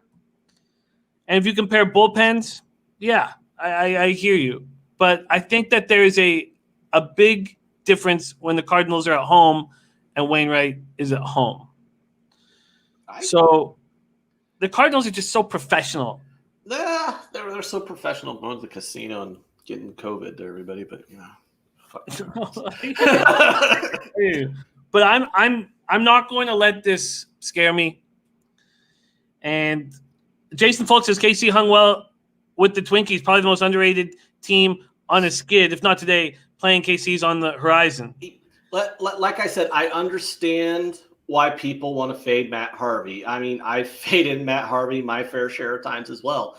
But I'm not – you cannot be laying $2 or closing in on $2, depending on the boat, minus 190 to minus 200. You can't be laying those prices with an Adam Wainwright start. I mean, he's not – he has not been a good starting pitcher for 4 years now. I hear you. And what about the Salvi Perez not being behind the home plate? We saw what happened last year when Salvi Perez wasn't behind home plate. They lost 115 games. They're a bad team. No, that does mean something, but not enough to move the line, 50 cents, where it should be.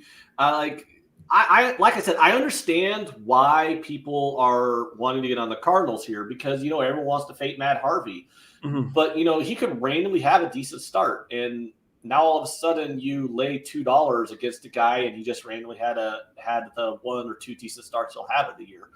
So, and I could be wrong. It could be 8-0 Cardinals after 2 innings, or maybe not even wrong. Like I said, I mean, I still said the Royals should be an underdog here, but not a $2 underdog. Like it could be 8-0, Cardinals after the 2nd inning, and I look like an asshole for taking a shot at the Royals here.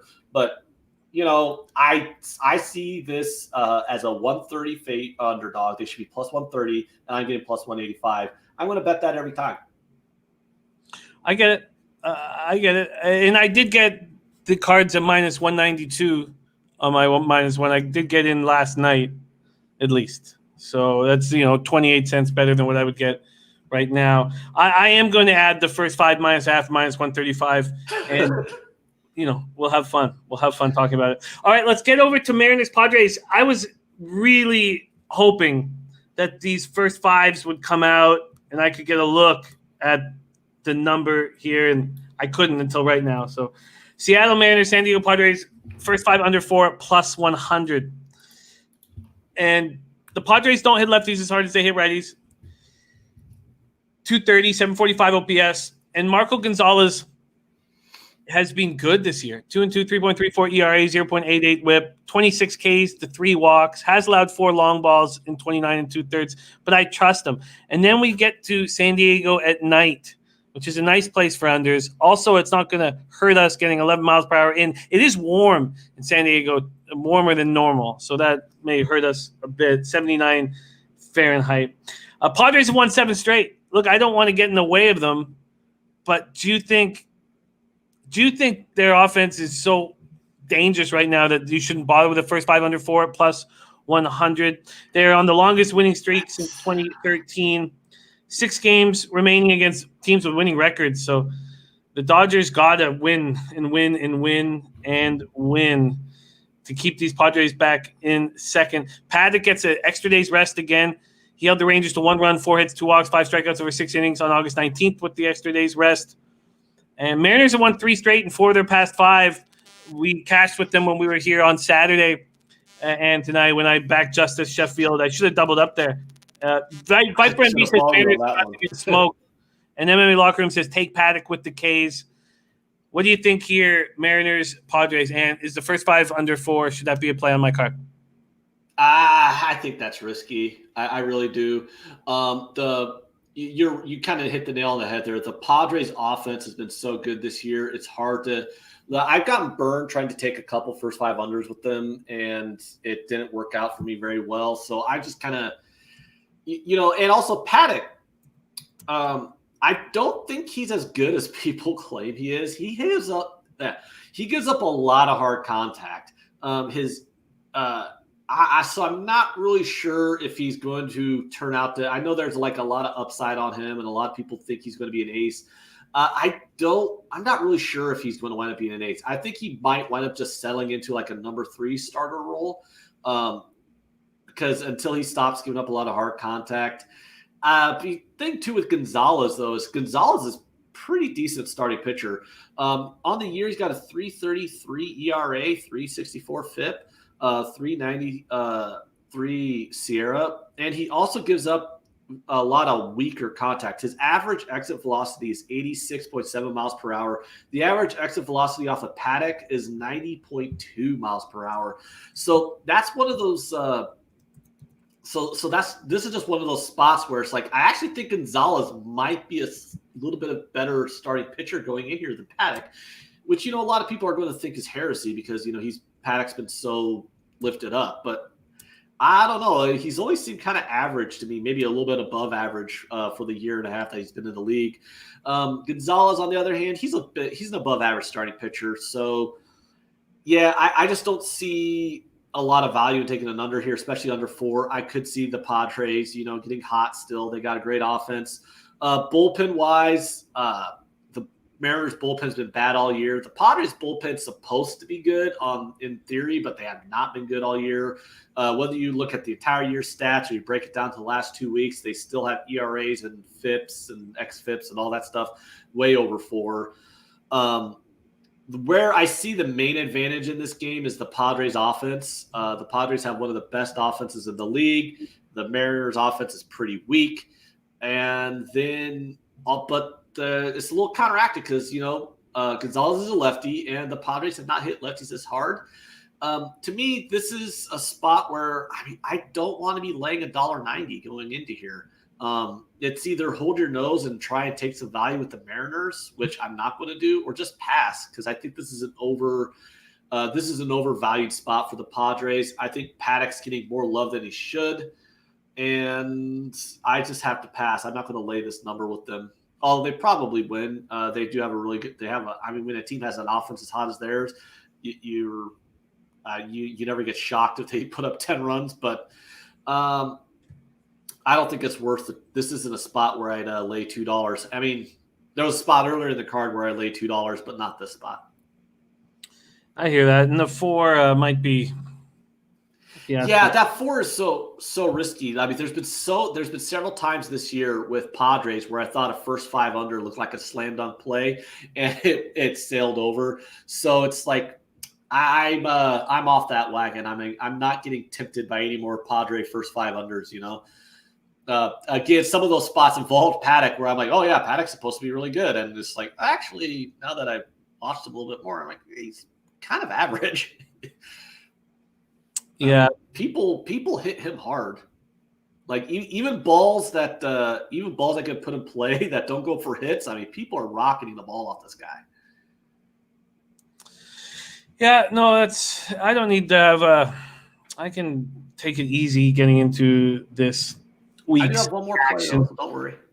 I'm fine. I'm fine staying off that. Let's move over to Rockies. Diamondbacks says roof open on Diamondbacks.com, which is shocking at 110 Fahrenheit, but it says roof open on Diamondbacks.com. There's Gas Station Sushi in the house. Great to see you, Gas Station, my man. Chris Smith ready to get to work. Andrew G says Kasperi Kapanen heading back to play with Sid the Kid. Yeah, very, very interesting.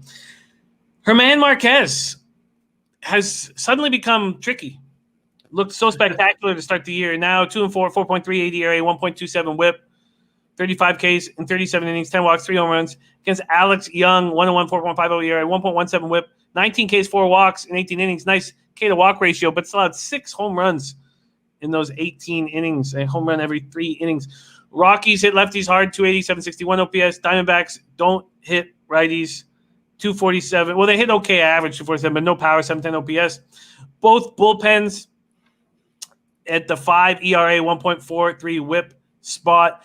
And the Rockies bullpen has an excuse sort of in Mile High. The Diamondbacks don't. Colorado's lost 12 of 15. They're falling apart. They're expected to have Blackman back in the lineup. Marquez 3-5, 4.54 ERA in 15 appearances against the Diamondbacks. Diamondbacks have lost 6 straight. And Young has nice numbers against Rockies in his career. Stefan 247 Larson says Rockies bullpen much better away from Coors. That is true. There's Bookie Lover Q in the house. Miss you, man. Bookie Lover Q hung out with us in Miami. Great guy. Great capper. Here we go. Rockies, Diamondbacks. Let's see what the market is offering here. Rockies open up as minus 125 favorites A lot of books have switched that. Let's see what switched that and moved it over. Now it's a pick'em at Bet365, minus 110 at either side. And this total was juiced to the under. And now it's a pick'em at 9.5. Take it away, Ant. Rockies, D-backs. So this is actually a game that I do have a play on. So that's kind of exciting. So I'm kind of targeting here. I do like Marquez. I know he's had a kind of a rough start, but what can you really judge a guy on with Coors Field? But even with that rough start, I mean, his ERA on the year 4.38, FIP of 3.11, and xFIP of 3.71, Sierra 4.13. Those are pretty good numbers when you consider the fact that he's had a lot of Coors Field starts. And then I look at Alex Young here. In 101 innings pitched in his career last season and this year, he's got a 3.73 ERA, a 5.03 FIP, 4.46 xFIP, and a 2.46 BABIP over 101 innings pitched. This is a spot where I see a lot of regression coming. For him to have 101 innings pitched, he's got a FIP and xFIP, both basically a run higher than his career ERA over 101 innings. And he has an extremely low batting average of balls in play. So when I look at that small sample size of his career, we can expect there to be a lot of negative regression coming here. I don't see this kid being a stud. And these are numbers that I want to start looking to fade, especially if you're giving me a coin flip price against a starting pitcher who I know from history that I can trust. Marquez has been one of the better starting pitchers in the league for the last 3 seasons now. And I know Marquez is long-term a trustworthy starter. So you give me these signs of a guy who's going to negatively regress over a small sample size against a dude who I know I can trust a lot and starting pitching-wise, because both offenses have been kind of mediocre on the year. So we could kind of say that's a wash. Let's take the bullpens out of here. I'm taking the Rockies first 5 money line here. I got it at minus 104. Not sure. Let me refresh the lines here, tell you what you can get it at now. But that's my play. Rockies first 5 money line at, you can now get it minus 105. So, 1 penny difference. So you're going to be a coin flip price on a first 5 here with a significantly better starting pitcher, in my opinion. I'm going to take it. Makes a ton of sense. Let's just take a look at Marquez's last couple starts here and break them down. We got rocked by the Astros and Coors. That was a pretty rough go. 10 earned runs in 5 innings. Before that, I mean, he'd been great all year. 10 earned runs in 5 innings, and his ERA on the season still only 4.38. I mean, you're talking like a 6-start sample size. That's kind of crazy. He had not allowed more than 2 earned runs in any one start. It does feel like a get-right spot, doesn't it? Bright Ware saying, I'm on D-backs, Jimmy. They're due. I don't know. I mean, both teams are playing bad. Yeah, I mean, both teams are kind of in a rough area right now. Yeah, it does feel like Marquez can get right here, whom you can imagine would be more comfortable pitching in 110 Fahrenheit. Gas Station Susie says the Celtics are plus 130 in the series over the Raptors. Seriously, I was surprised as well. Gas. Okay. You know what? Let's just focus on the first 5. And I don't want to deal. I don't want to deal full game here. I just want to narrow it all the way down to the biggest advantage that I see in this card. I agree. I think this is a good look. Rockies first 5 will be in addition to my card, and great leadership from Ant L Sports. Let's move on to Dodgers Giants 63 Fahrenheit clear, 10 miles per hour out to left center. Dodgers open up at minus 210. They're now minus 220. This total is sitting at 9, and these Giants are rolling. Unbelievable. I don't get it. They're unbelievable. And also, look at this OPS versus lefties. It's almost as high as the Dodgers versus righties. Can you believe that? No. I mean, that's just shock and awe. Urias, 2-0, 2.74 ERA, 1.26 whip. Going up against Johnny Cueto, 2-0, 4.35 ERA, 1.13 whip. Dodgers bullpen, spectacular. What can you say? The A's bullpen is also looking very good, but the Dodgers lead the league, 1.82 ERA, 0.96 whip. Giants bullpen, 5.68 ERA, 1.50 whip. Cueto started 22 games against the Dodgers in his career, 8-9, 3.62 ERA. The Giants have won 6 straight. They just swept Arizona. The Dodgers have won 4 straight and 11 of 12. They just swept Colorado. Urias making his 3rd start of the season against the Giants, and he's looked good. 1 run on 5 hits and 5 innings in July. 1 run, 3 hits and 4 innings in early August. And he was limited to 78 pitches in each. He's not allowed more than 2 runs in any of his 5 starts this year. And he's never beaten the Giants, but he's a 1.48 ERA in 14 games. Well, I mean, they don't let him really go past the 5th inning, so it's hard for him to, like, register wins. No, for sure. For sure. Dodgers, Giants, and take it away. So Urias, he's a guy, I can see some negative things with him. He has a 2.74 ERA and a 3.61 FIP, but his Sierra is closing in on 5 on the year, and he gives up almost 53% hard contact. So that's kind of something you want to like think about if you want to be laying big numbers with Urias here. Their bullpen also, there's some question. I got some question marks about the Dodgers bullpen. They have a 1.82 ERA on the season, but they also have a 2.33 batting average balls in play, and they have an 81% left on base average, that's their strand rate. So they've stranded 81% of their runners, which is something you could see with really high end bullpens, but you also expect to see that with bullpens who average a lot of Ks, where their K average is 8.88 Ks per 9 innings. So they're averaging just under 1 K per 9 innings. So I don't really see that being sustainable long term. So that's kind of like the only bad things I have to say about the Dodgers because they are the best team in baseball. Cueto, on the other hand, he's a mediocre pitcher at this time in his career, although he did take a no-hitter into the 6th inning against the Dodgers last time out before he wound up getting shelled and the Giants wound up losing that game. This is just one of those spots where I know people love betting the Dodgers because they keep winning, but I can't be laying this price with them. I think they should be about a -170 favorite. They're actually closer to about -200 here. And also the Giants play them tough. I mean, we've talked about this before where like, if you just blindly bet the Giants every time they play the Dodgers the last several years, you'd be up a lot of units because you're just always getting +200, +250 with the Giants against the Dodgers. And the Giants win 1 out of every 3 games. Almost, I mean, they might be close to 500 if I actually looked it up. But I mean, they play the Dodgers pretty tough here. So I'm never really actually looking to bet the Dodgers against the Giants because I know the Giants always play the Dodgers tough. And you're always laying $2 in these spots. I mean, you're laying $2 with the Dodgers anyways.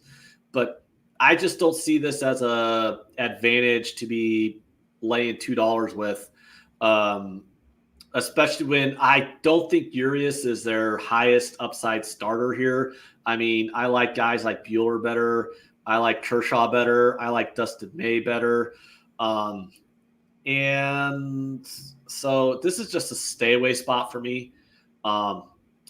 If you gave me over +200 on the Giants, I would take them. And the thing too is like, it's normally pretty decent to just blindly bet the Giants against the Dodgers, getting all those big plus numbers, but the Giants are coming into this game hot too. Like the Giants are actually on a run. So I don't know.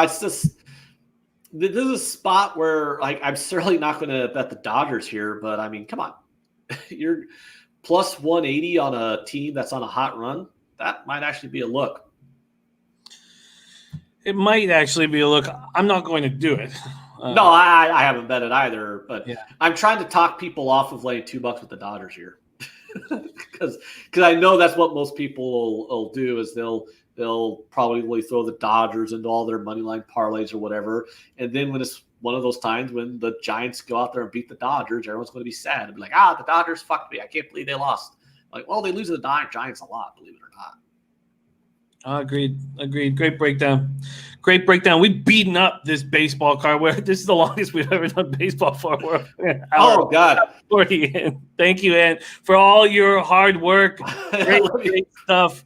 Can you review your MLB action for us? Yes, I have 4 plays today. I have the Royal. I'm going head-to-head against Jimmy here. I have the Royals at plus 185. I have the White Sox at minus 220.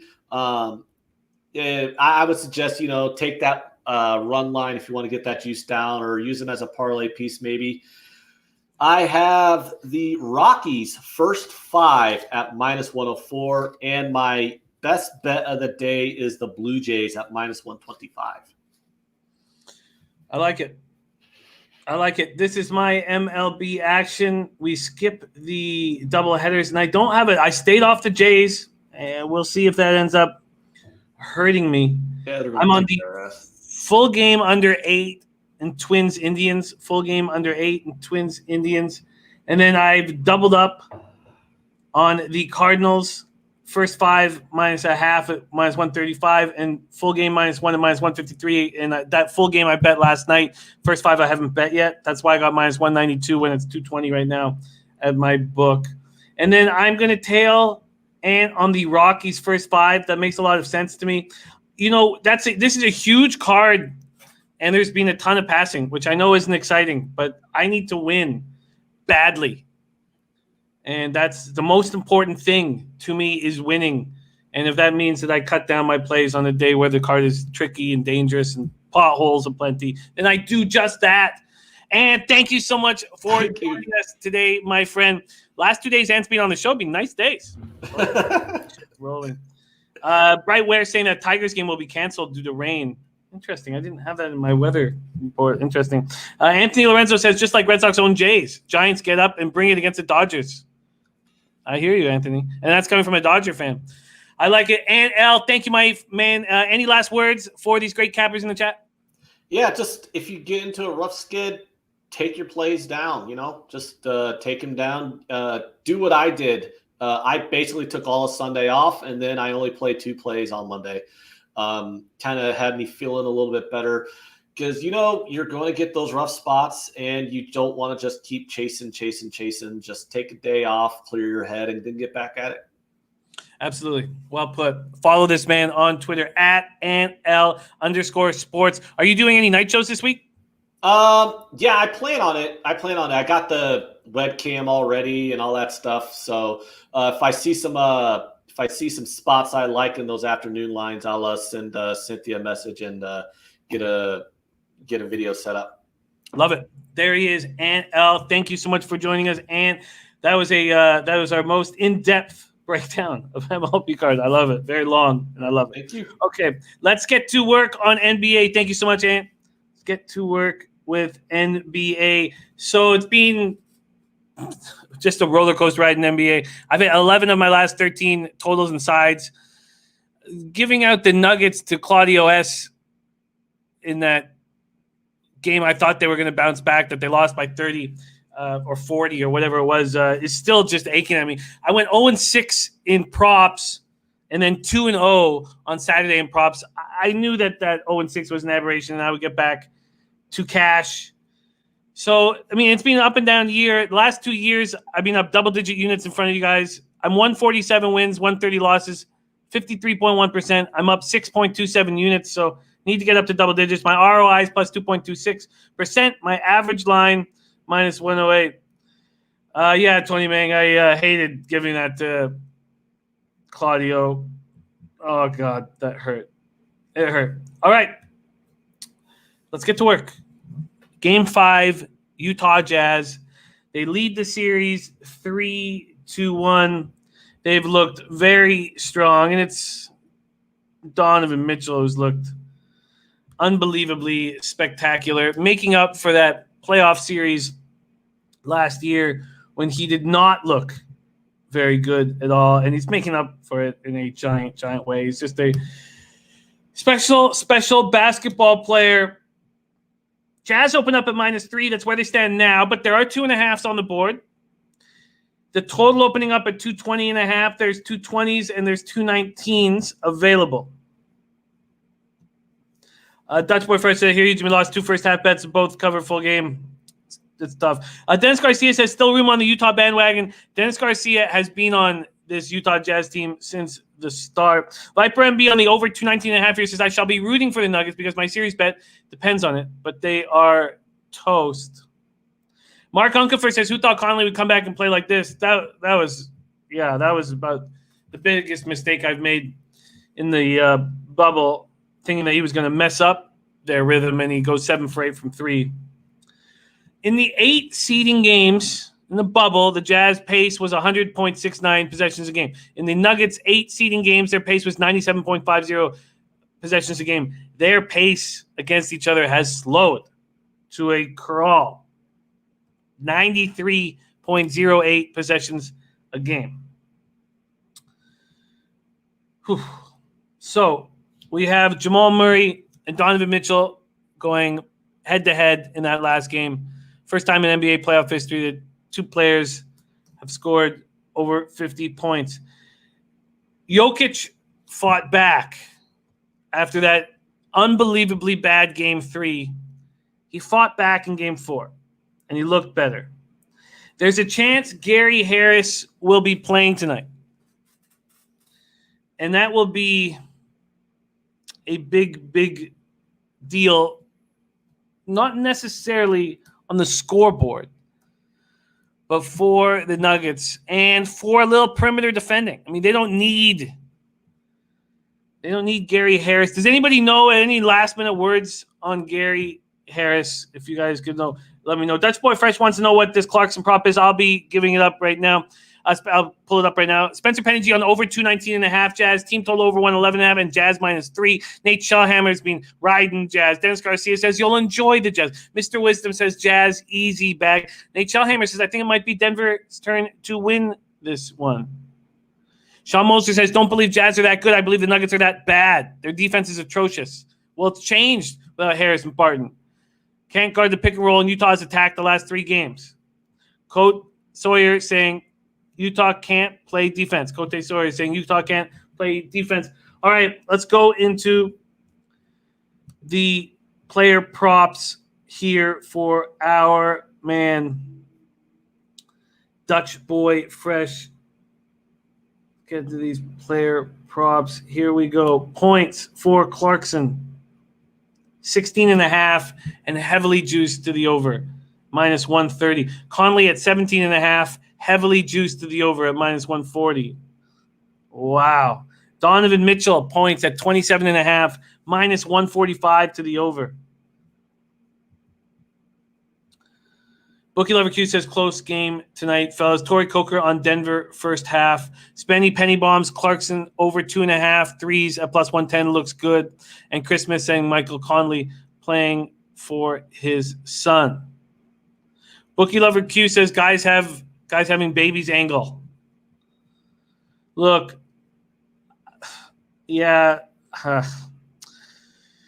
Dutch Boy Fresh said it looks like a spot for the Nuggets, but they clearly can't guard them. Shaft says if they're expecting over 7.5 points for Conley, I don't know how the over 2.5 3-pointers doesn't hit. Torrey Coker says, listen, Paul George points over its time. I had it set up, Torrey, and I couldn't press the button. I stopped pressing the button. I wouldn't press it, so I didn't bet it. I've had this series wrong.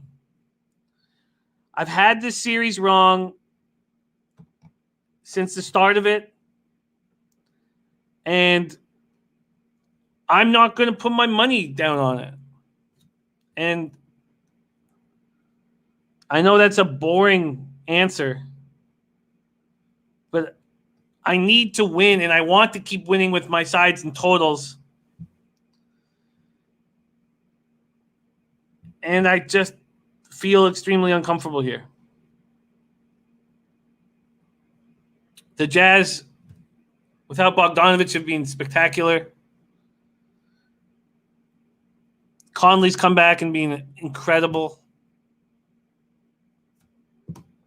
Sean Mosler does lean to the over. The Nuggets have to defend, and if Harris is back, then that's all they're going to do. And as I said, the pace of this series has been very slow. 93.08, possessions a game. Tori Koger says, take the under, Jimmy. It's do or die for the Nuggets.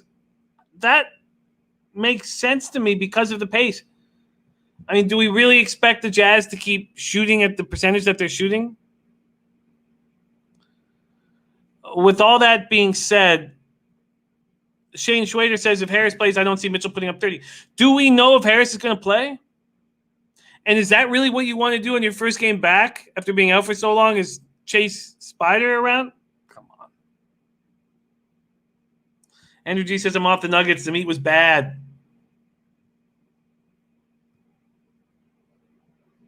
Oh, we're talking Jazz Nuggets, Robert. Jazz Nuggets. So, yeah, I'm off.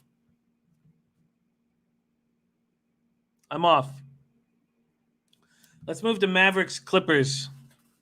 I already pulled the trigger on the first half, -3.5 and -115. And I came very, very close to pulling the trigger on the first quarter at -2.5. Let's see what that is right now. I decided not to. Still at 2.5. The first half is now at 4. So we beat that market move.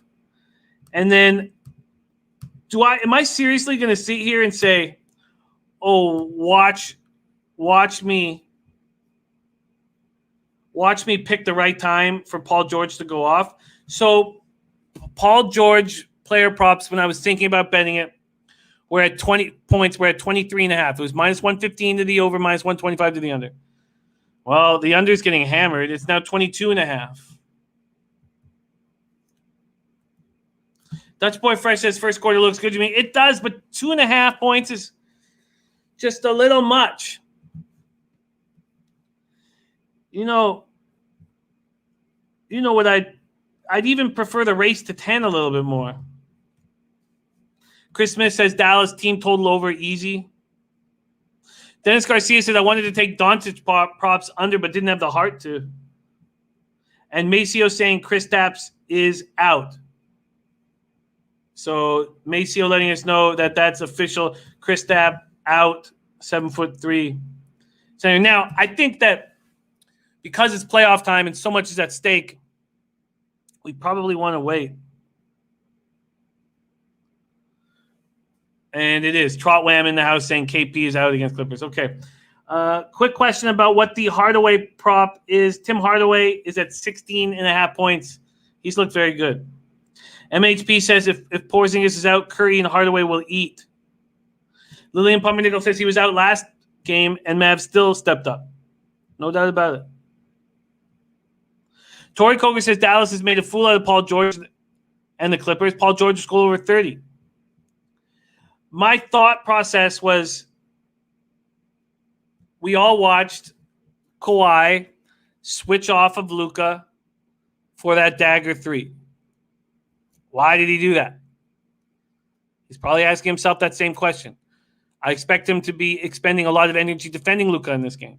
If he does, Paul George has to be the guy that eats. But he's not hitting baskets, and he's in his head about it. Yeah, Jin Rummy. It is a long show. Odds lets us do what we want to do. So, thank you for enjoying it, Jin Rummy, my man. Nate Shawhammer says Clippers pound the paint. Total flies under. Dennis Garcia said think entire Clippers plan is to double Luka and make someone else beat them. Jason Folk says George is getting looks. He's not hitting much. Probably better to wait until next series. So I was betting overs in this series and cashing with them. And again, it comes down to shooting percentage, not pace, because they are running a quicker pace, but it's not an alarming pace. In the Mavericks 8 seeding games, their pace was 100.81 possessions a game. Clippers 8 seeding games, 100.32 possessions a game. In the series, it's 103.07. Rob Greer in the house. Thank you, Jason Turgi. Oh, definitely drop your card in the chat, Jojo Rich. We'd love to hear what you're on. The Czar says, remember, Kawhi is the closest thing to Kobe and Jordan that we have seen. Kawhi will dominate this game. I just think that by dominating, he should be defending. And then if he doesn't go over 31.5, which he probably will, then doesn't that mean that Lou Williams and Paul George go over?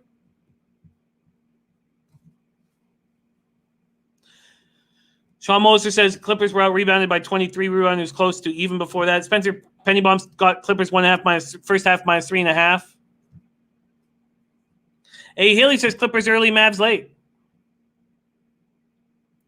Nate Shawhammer, the status for Bev is that we don't expect him in the lineup. Let me see if I can get one last look here. I'm fine if I only have Clippers first half, if that's the only bet I'm sitting on, I'm fine.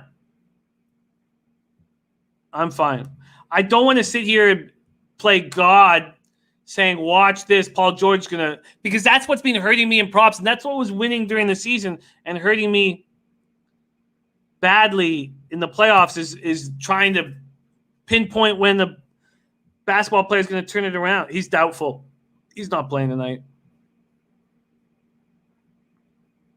Torrey Coker took Paul George over in Clippers full game. I like it. There's In Opfa in the house. Great to see you in, my man.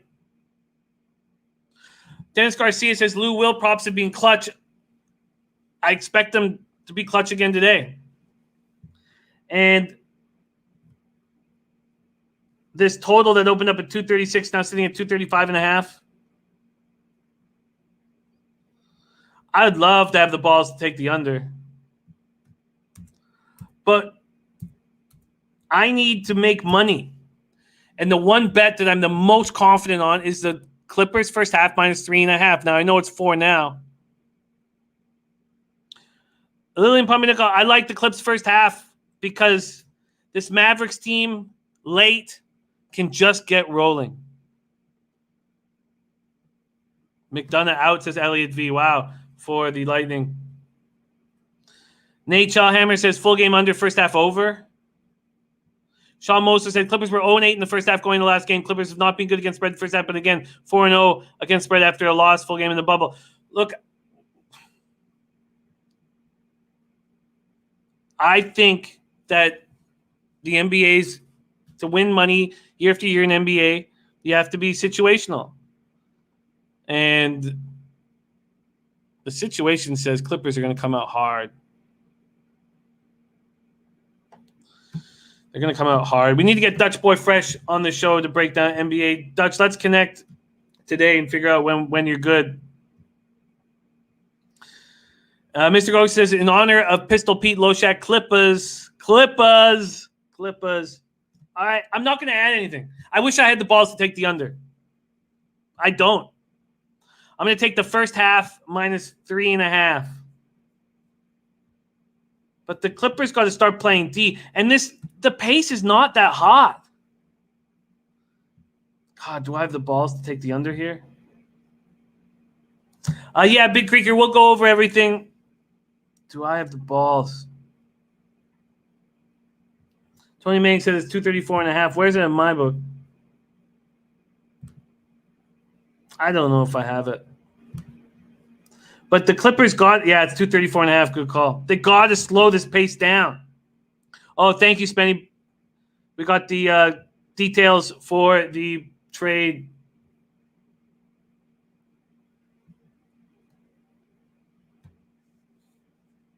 Yeah, Boogie Lover says, why are you still focused on pandemic peas, lonely and out of rhythm?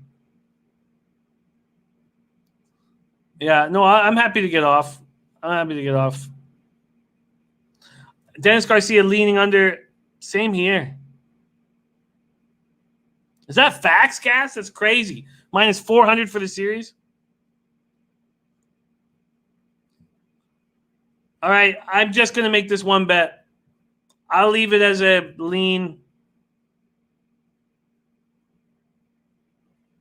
First half minus 3.5 on the Clippers.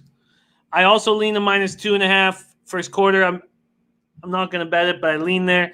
And then I lean towards the under.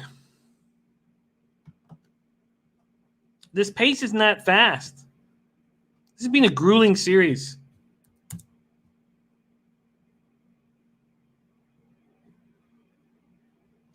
I mean, this is a high total.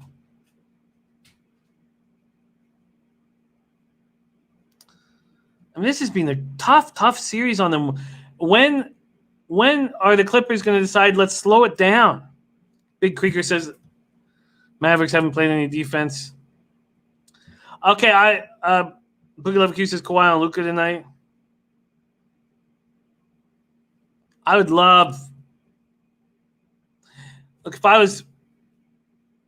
was 7 units up in baseball like I started last week, I would make this bet here. Tony Manning says first half just went up to 4.5. Good. All right, I need to win. I must win. All right, that's it for me. First half minus 3.5. Okay. Sean Moses says Kawhi's going off tonight. By going off, defend Luka. I've got the Clippers to win the championship and very concerned. All right, let's move on to NHL. Last week was a bad week in NHL. Bad. I'm now down 7.51 units, and I'm just appalled and angry. Average line plus 120, ROI minus 2.81%. ROI, shocking.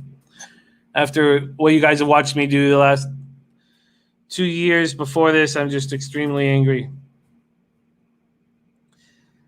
Big Creeker says Bruins all day under.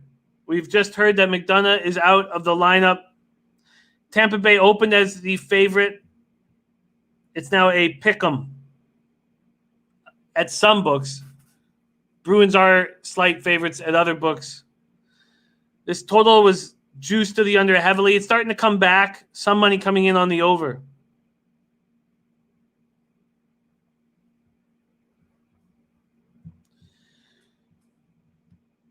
Bruins leading the series 1-0. They looked very good in game one. And simply put, the Bergeron, Marchand, Pasternak line is the best line in the NHL. And we sit here and look at these Lightning lines, and there's a big missing piece. What I saw when the Bruins took out the Carolina Hurricanes was a team that had every possible intangible. Every possible intangible. When I saw the hit that took Stahl out, the Bruins defense just comes up big time after time after time. And you take Stamkos out of this lineup, and maybe I'm higher on Stamkos than everyone else. And I don't know why people don't think this is a huge deal that Stamkos isn't in the lineup, but it's a huge, huge deal. Halak has looked very good. We thought that was their weak spot.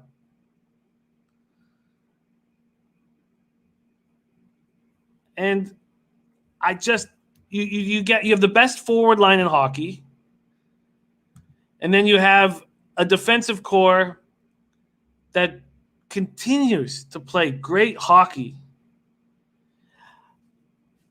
I mean, when's Charlie McAvoy going to win a Norris Trophy? Because it's not going to be long. Sean Moses says Stamkos definitely missed on the power play. This Lightning power play since the restart is hitting at 11.1%. 11.1%. Penalty killing has been strong at 85.35%. Bruins power play 19.4%, 87.5%. They're just... Richie Rich says great price for Tampa. Halak, I doubt, reproduces that performance. Nate Schellhammer says, I can't find the Luka props. Really? See if we can find them right here for you.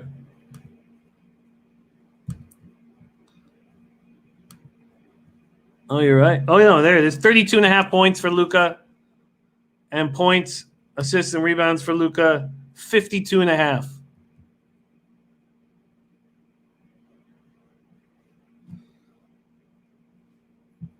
So I think the Bruins Well, the Islanders are a juggernaut that I didn't see coming. But who can beat the Bruins?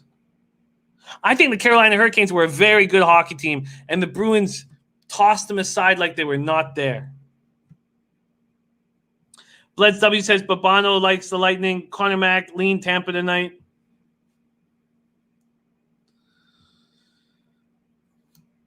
I can understand believing that this Lightning team will bounce back. But this Boston hockey team has everything it takes to win a Stanley Cup. Not applicable says Carolina had horrible goaltending. I didn't even think it was really that bad. I mean, it wasn't good, but it was just that Boston was a better hockey team. And when McAvoy put his shoulder into Jordan Stahl, who's so much bigger than him, and knocked him out again, I was like, look, it's over. Bruins are a tough team to beat. Now it's 1-0, and I know this Lightning team is heart and speed. Jin Rami says Bolt's overrated since very long time in playoffs. I agree.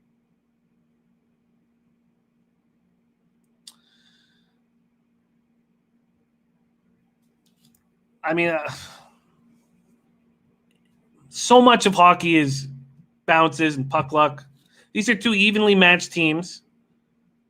And one team has the best line in hockey, and the other team is missing their best. Well, I guess Kucherov has taken the reins as best forward, but I mean, Stamkos has been the player on this team, the most important player on this team for 10 years. So, Mr. Gogue says Vegas will give them a run in the Cup Finals, Jim. Look, you guys still are higher on the Golden Knights than I am. Sean Moses says Vegas, Boston Finals.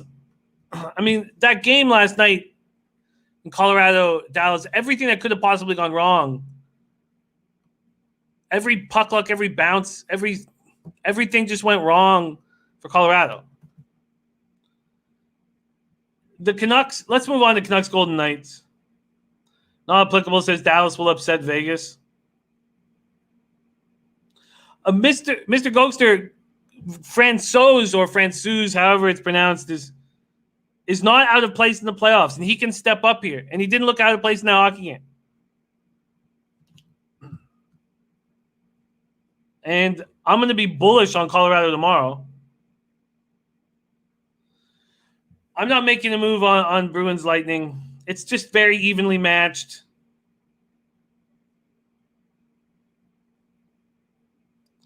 Junior Remy says to predict winners at the right price is the main goal of sports betting. To predict winners only. I hear that. Let's move on to Canucks Golden Knights.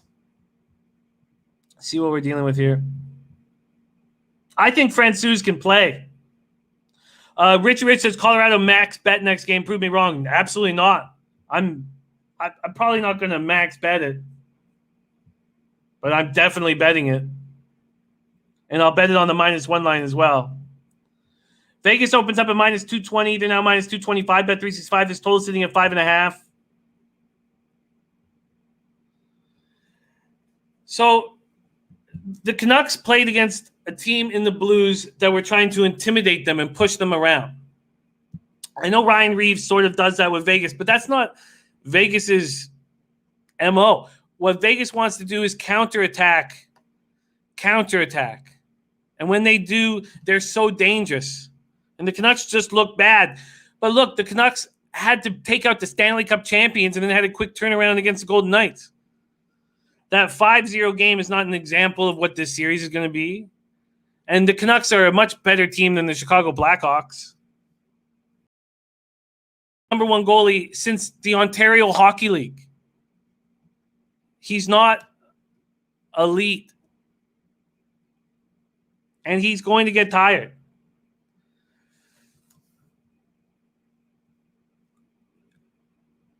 I think that the 5-0 spot, I know the Golden Knights are going to come heavy, but the Golden Knights should not be on a neutral rink -225 to the Vancouver Canucks. It's ridiculous.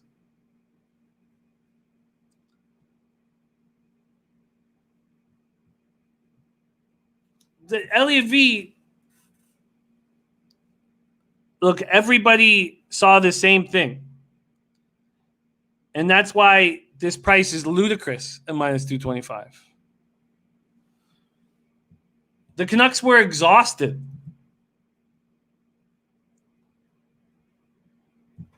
The Canucks were exhausted.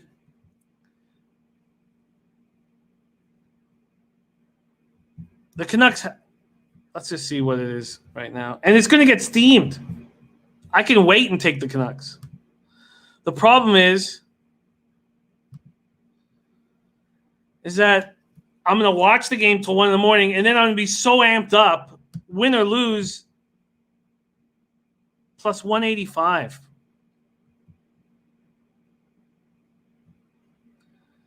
Nate Shellhammer, you're getting a terrible price on the Golden Knights. On a neutral site, this is ludicrous. It's absolutely ludicrous.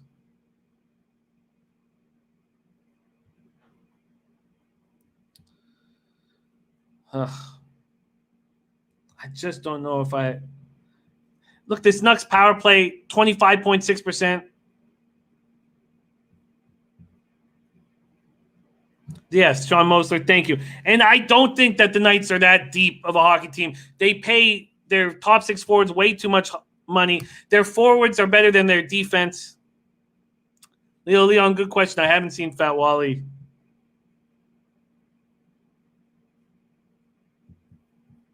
How do you not take the Canucks at plus 185, I ask you? And if the Canucks are going to win, there's going to be goals scored. Richie Rich on Vancouver, team total over. Let's see what that is. Maybe that's a better way of looking at it. The full game is at 5.5, but it's so juiced to minus 130. Let's get to this team total. The Canucks team total over 2.5 is plus 115. Mark Ungerfer says Nucks minus 1 at plus 400.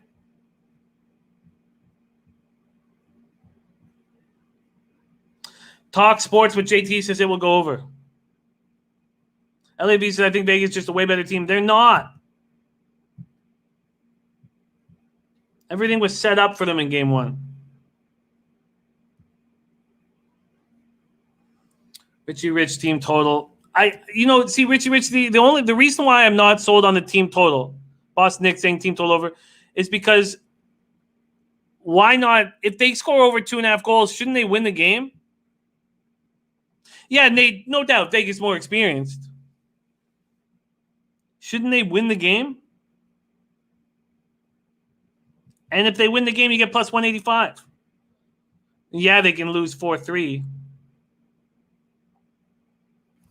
I think the Canucks make it a series tonight. I'm talking about it for so long just because I don't want to sit here and make a homer bet. Sudeck says, how did they humiliate the Canucks if they're not the better team? Look, maybe they're slightly better than the Canucks. But how did they humiliate them if they're not the better team? Because the Canucks just knocked out the Stanley Cup champions in 6 games. While the Knights got to play a team that shouldn't have been in the playoffs, the Chicago Blackhawks. They're terrible. They're offensive. Their defense is bad. Their goaltending is bad. That's why the Knights got to beat this shit hockey team, and they still lost the game to them. While the Canucks knocked out the Stanley Cup champions. You think that might take a little something out of you? It takes a little something out of you knocking out the Stanley Cup champions. Jesus. Jason Folk says, if you think Vancouver can score, the over is a better play than the side. Vegas, if they lose, will score. It's just juicy. It's 5.5 juicy.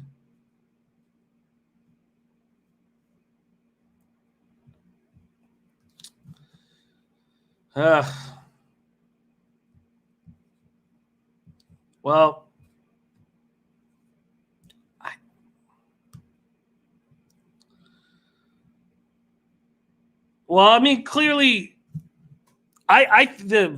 the Golden Knights have to be the favorite in the West right now. But I think Colorado Avalanche is the best team. And if they come out, if they beat the Stars, there's going to be a very tiring series. They're going to be in big trouble. If they come back and beat the Stars, I know they'll have momentum, but they're going to be just exhausted. Robert Allen says the Canucks are going to win games in the series, period. You just got to bet the right ones.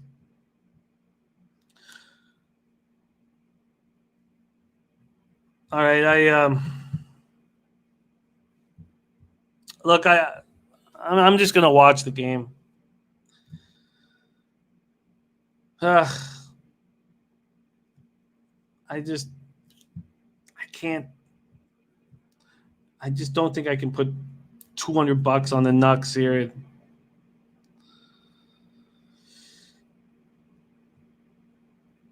Yeah. Okay. I mean, it'll help my bankroll if they win. Over 2.5 at plus 115. I get that.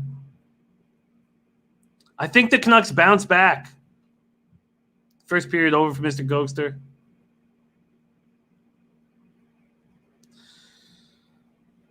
All right, I'm going to look. God, it's just. Am I really going to sit here with a $200 bet on the Canucks? It's tough to do. But I believe in this hockey team, and I believe they'll bounce back here. Jermaine Chavez, one of my rules is I'll never turn a dog into a favorite. So I never do plus 1.5s. All right, I'm going to take the Vancouver Canucks to win game 2 and bounce back. This line is ludicrous. In a neutral site, it couldn't be more ludicrous. So plus 185, I'm on the Vancouver Canucks. No, Jinrami, no, I'm not going to take them. No, I have to be rewarded. Jimmy Gomez says just live bet it, Jimmy. No, because I think the Canucks are going to come out firing. All right. Jin Remy says not recommended. Look, I'm on a bad run in NHL, and you have every right to get more confidence on your Vegas Knights bets now that I'm on the Canucks. Okay, that is our show. Sorry that should I apologize for going so long? Jesus, man. Okay. Baseball, only 4 looks. Only 4 looks for me in MLB. I'm on, and 2 of them are on the Cardinals. Cardinals first 5, Cardinals full game. I'm on Rockies first 5. And I'm on the full game under 8. It's only 7.5 now. I wouldn't take it 7.5, full game 8 in the Twinkies Indians game.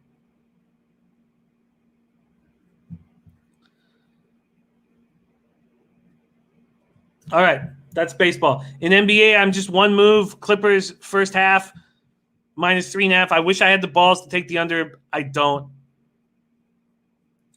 And then I think the Canucks tie up the series tonight. And there's no way that the Knights should be this big of a favorite. So, Big Creeker says best bet of the day. Best bet of the day is Clippers first half, minus 3.5. But you can't get that anymore, so I cut that. What's the best bet of the day right now? You can't get my under 8 because 7.5. You can't get the Cardinals at the line I got him at. What's the best bet of the day that you could get at this number right now? I would say the best bet of the day. Now, Gas Station Sushi's right when he says, or no, I shouldn't, I'm not saying it's right, but I understand why Gas Station Sushi says the better look is full game here. But at this number with this odds right now, at these odds right now, if I had to make a bet right now, would be the Rockies first 5. I think German Marquez bounces back in a big way and they take care of business. I think taking Marquez in that lineup with Blackman back in the lineup, that would be my best bet at these numbers. All righty. What a show. Thank you guys so much for joining us. We have nothing without these great cappers in the chat. Big shout out to our guest, Ann L. Sports. Tomorrow will be Noli Knows. Check out odds.com. Please support odds.com who support us. Shout out to all the cappers in the chat. Robert Allen, Viper MB, Spenny Penny Bombs, Boston Nick, Elliot V, MMA Locker Room. Bieber rating FK is his best bet from MMA Locker Room. SSS Duke says White Sox good call. Look, White Sox are going to smoke them, but that's a lot of juice. Big Creeker, Talk Sports with JT says Astros first 5. Jin Rummy says we'll never bet below minus 120 lines, and Jin Rummy's a pro. Nate Shawhammer, Sean Mosler, Dennis Garcia says why not split it with first period full game if you're convinced on the start. No, what I'm convinced on is this number is ridiculous. That's what I'm convinced on. That in a neutral site, the Knights at minus 225 is ludicrous.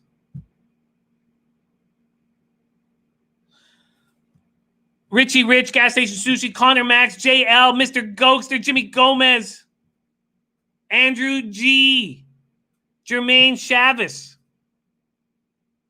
Love you guys. Thank you so much for your support. Yes, Big Creeker, we are Tuesday through Saturday at 10 a.m. Eastern. Tuesday through Saturday. Thank you guys for your support. Let's have a day today. Let's get the week started off right. My week, Tuesday to Saturday. Leche, Halos Bookmakers. Get paid.